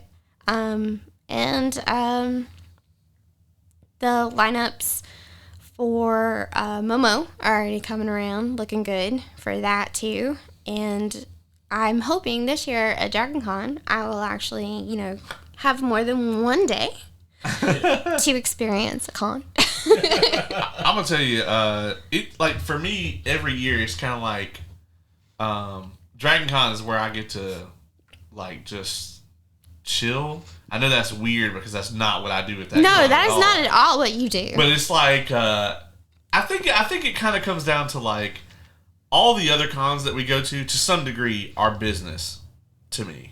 Like, well, I mean, that's fair. Momo To- especially. To some degree, I'm usually working, and if I'm working, then you're in must provide mode. yeah. But Dragon Con is like okay, I waited all year for this. Let's fucking go. Yeah. You know, it was really funny too because I think Sunday was like you were like dragging ass, but you came out, and then the homie Oz took like another 4 hours but he eventually joined us. But like when me and Kevin were like that morning, we were like, normally right now we would feel terrible, but like I think we could do another day of this. I think we could do another day of this. And like by the time I got home that night, I was like, oh no, I could not have done another day of this. Right. I need to sleep for 2 days. I slept so long when we got home. He really did. I think what I need to do at Dragon Con is kind of treat it like I did Momo the first year that I went to Momo, where I took his advice, but I mixed it with what like the crafts and stuff that I usually do. And I kind of like didn't do that with Dragon Con, partly because I wasn't feeling that great. But I think that if I mix it with the workshops and the cosplay and more so of that, I probably will be able to do it, because it's a lot of sit down and enjoy what's right in front of your face instead of running all over creation. And that, I think, is the worst thing about Dragon Con is all the fucking hills. I know we were talking about Utah being flat, but there were no hills there. Yeah. And I appreciated that, because Dragon Con, oh my gosh, there's so many hills. Even the buildings have hills in them. It's a lot of walking, especially if you, like, even if you know where to go. I mean, you know, there was that one time where, like, you and Kevin were lined up for a panel, and I was going to join you guys, but Oz wanted to go to this other thing. So, like, I went halfway across fucking Tarnation to, like, go get Oz to where he was going to go, and then I walked to meet up with them. And that was like a mile, damn near. Oh, and then when I got dropped off, okay, so one morning I did not leave the hotel at the same time as everybody else. And so I took an Uber, and they dropped me off at the Westin instead of at where were they supposed to leave me? They were supposed to take you to the Marriott. They were supposed to take me to the Marriott, and they left me at the Westin. And so I get off, and I'm like, this is not where I'm supposed to be. I'm pretty sure this is not where I'm supposed to be. I started to freak out. So, like, he told me to sit down, take a picture of where I was, and send it to him. This is how well he knows the Dragon Con layout. He knew where I was from some random-ass picture by a staircase. There's no identified markers. Right. And he's just like, I know where you are. Just stay right there, and I will be there. And he was there within 10 minutes. I walked right to her. I knew exactly where she was, yeah. So. And I was like, I don't think that I could do that at Momo, and I know the MomoCon layout. I do not offer these services, folks. You got to be in my crew, and I'm already, I think, at the max number of newbies that I'm going to bring this year. I think next year I would still be considered a newbie, because I might have gone last year, but I was only out like a day and a half. Yeah, that's true. Yeah, Dragon Con is a lot. It is. I mean, we hit the vendor hall for like 4.5 hours. Mm-hmm. We were there till it closed. It's funny, just thinking about Dragon Con makes my feet hurt. Yeah. I know, right? It's just the fall. Oh, damn, that's a lot of steps. I definitely gotta go get me some new shoes before Dragon Con this year, if not before Momo. I loved the vendor hall. It was amazing, especially the top level where they had all the artists. Alley, yes. The artist area for Dragon Con is like the size of a vendor hall at a normal convention. And like, it was amazing. I loved, because you could just talk and have like conversations with them. We had a long conversation with the guy that did the art for Harry Dresden. We did. That was quite enjoyable. We also talked to, I don't know if you were with me if it was Oz, but we talked to a guy that did a lot of artwork for Ninja Turtles as well. Nice. That was nice too. Yeah. It was just like a lot of very pleasant interactions, and the artist floor was much calmer than the other floors too, and so like you didn't have to yell. You could have like a conversation with someone, and it was very enjoyable. I liked the vendor hall a whole lot. I like it a lot more now that they spread it out. Like, once upon a time, there was like maybe half the space in the rows. Oh, and you remember that. Yeah. And it was like trying to get through. You were like this, and then if you, like, when you got to a vendor, you wanted to, like, look at their shit, you had to, like, jump out of traffic real quick. Yeah. And even then, there was still, like, a river behind you of humans. Yeah. Oh, and no. You were just up like that. It was like at Dragonsteel, they kind of had that problem in their vendor area. It was too tight. They tried. They really did. They had lines on the floor. But it didn't really fix the problem. I like that policy. It was kind of, so they had green tape on the floor, and it was basically like, if you're at this booth, then you're on the booth side of this tape, and if you are not, then you don't need to be in there. Yeah. And also, there was nobody, like, you couldn't stop and take photos with people and shit. There was none of that, so I really enjoyed that too. Dragon Con is a lot more spread out though, so it's acceptable. Like, Yeah. Obviously, if you're in a crowded area, you're not going to stop and take a photo with someone. But if you're in like one of the middle sections where there's an intersection or whatever, and you can kind of step to the side, that's fine. There was no room to do that here. Yeah. So, I don't know. I'm hyped for all the events this year. I think it's gonna be fun. Before we wrap up, let's talk like what we're excited for 2025. Movie wise, anything coming out next year that you guys are really looking forward to? I mean, yeah, 2025. Especially for the bulk of what this podcast is. This Thursday, folks. Yeah.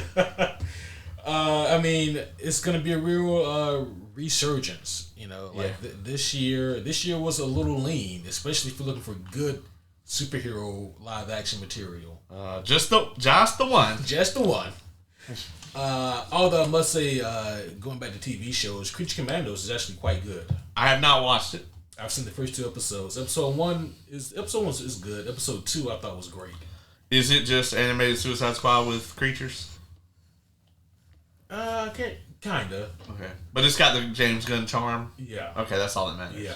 It's we can live off of that for a while. Yeah, I quite enjoy it so far.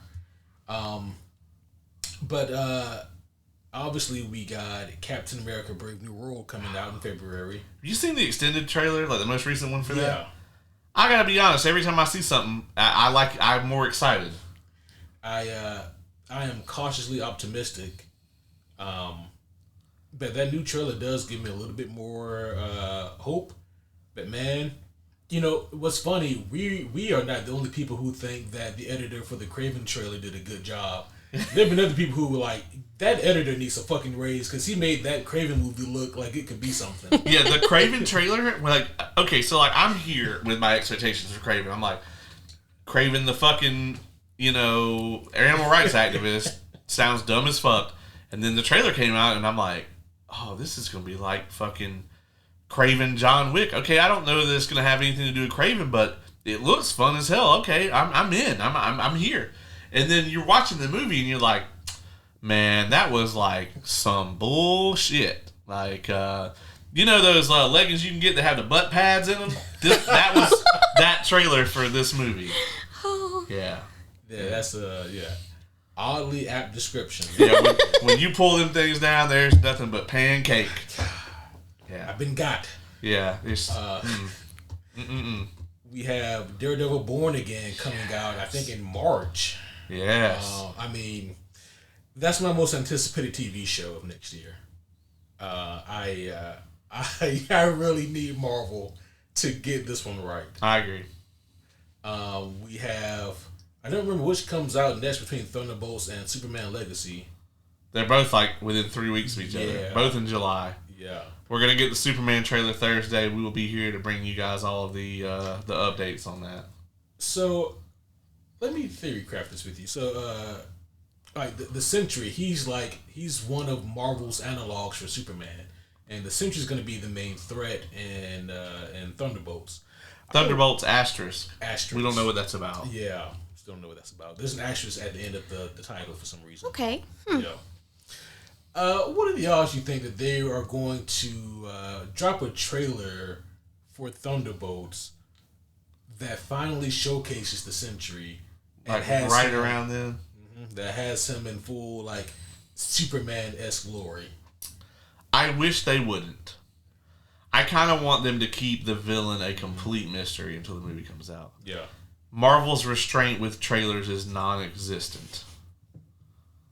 Happened one time where they did a really good job. Ant-Man 1. Yep. That was a surprise. Yep. They tried with No Way Home. They did try. They edited the other Spider-Men out. Yeah. Everyone knew they were in the movie, though.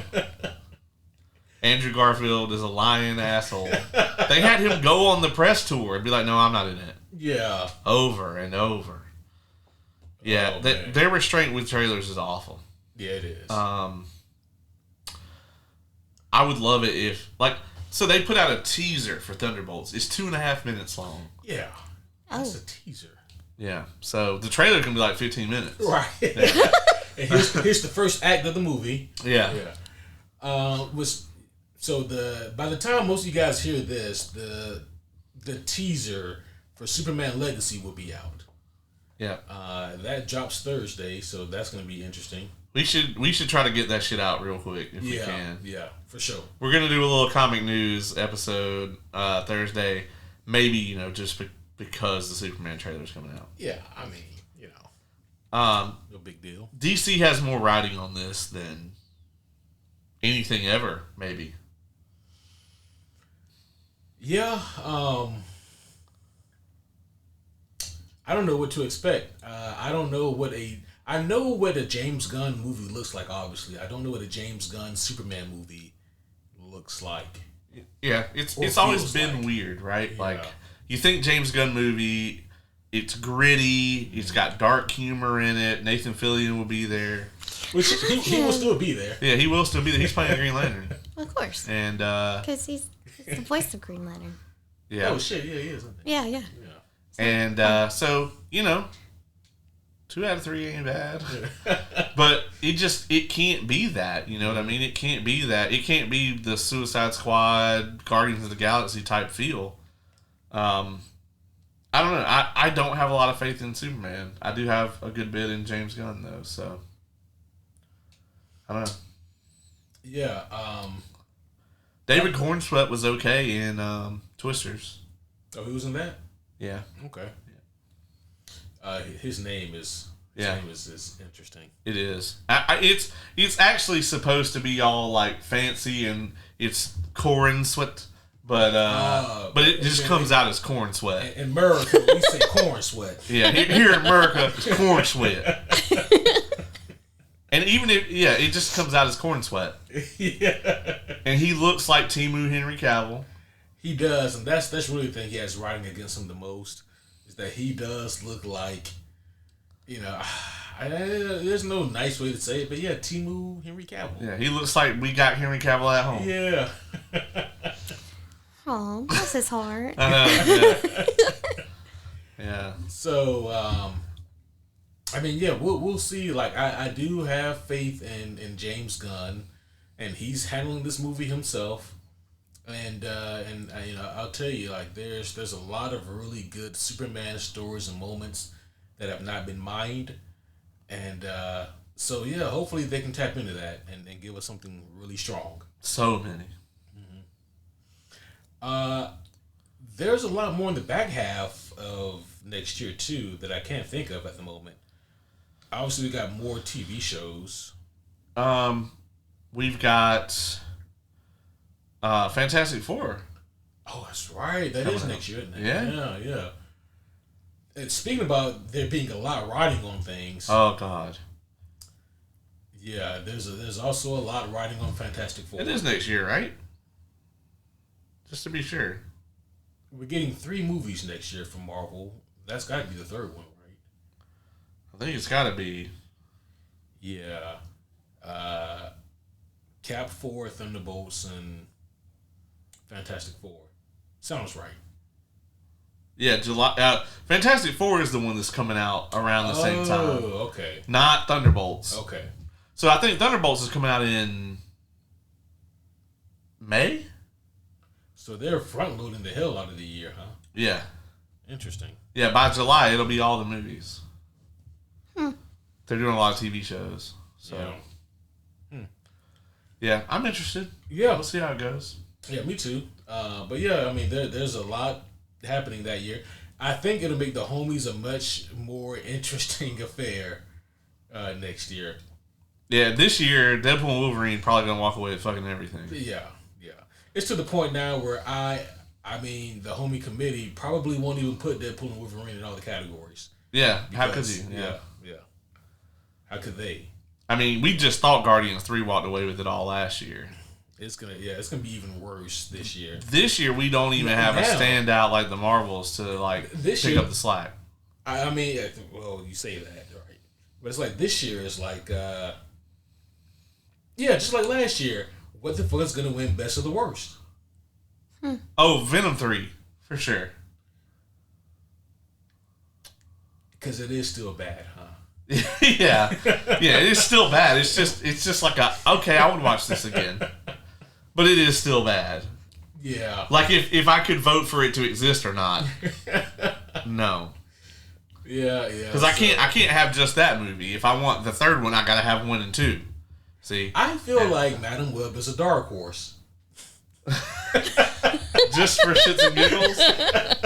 We need to have a worst of the worst category, and Joker definitely wins. Oh yeah, I just forgot about Joker 2. Yeah, Joker 2 is the only reason Craven is not the worst movie I saw. Actually, I think it's Joker 2, Beetlejuice 2, Craven. I think that's the worst of the worst for me. Oh boy. Man, yeah, we'll see what Sony does if they do anything else. I hope they won't. Yeah.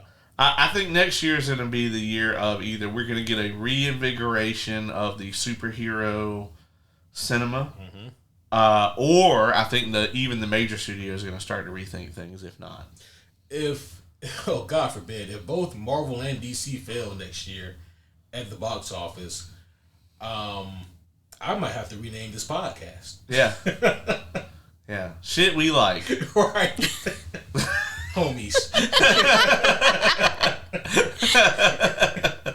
It doesn't quite have the same ring to it, but no, we'll pull a Thunderbolt, superhero asterisk home. Well, we've been at this one for a while. We have about 3 hours. About 3 hours, because that doesn't even include the movie section. It does not. Yeah. We started off with 16 hours on the clock left on the SD card. Now we're at 13. So. Well, we came in under last year. Yeah, we did, but we're down a person. That's true. Yeah, that's true. Yeah, but 2024, admittedly, it wasn't the most eventful year for me. There were a lot of cool things that happened. 2025, I'm very excited for, though. Very excited. I agree. It's going to be interesting because, like, it's like some of my fandoms are taking a break. Like, obviously, there's no big Cosmere stuff next year. There's really not going to be a whole lot in terms of like new D&D shit. Like we just got the new rule books. Yep. But on the other hand, I mean, probably not a lot of Baldur's Gate stuff either. We got the new patch coming out. On the other hand, there's a lot of movies and TV shows that I want to watch next year. There's video games that are coming out next year that I'm excited about. I think we might finally get Wolverine next year. I think so. So yeah, there's a few games coming out next year that I'm excited for. Are we thinking GTA holiday next year maybe is the earliest? I think that would be nice, but man, Rockstar, they're in no rush to get that game out. Nor should they be. No. They shouldn't be. It's going to sell hotcakes regardless when it drops. Yeah, take your time. Yeah. We've seen what happens if you don't. But yeah, you got anything else for next year? Nope. I'm just looking forward to it. I think it's going to be a good year. Same. Well, in that case, you're going to have to sign us out because, like, I know how to do it, but it still doesn't feel right. Of course. Yeah, the Henny unfortunately has worn off, so I can close us off, no problem.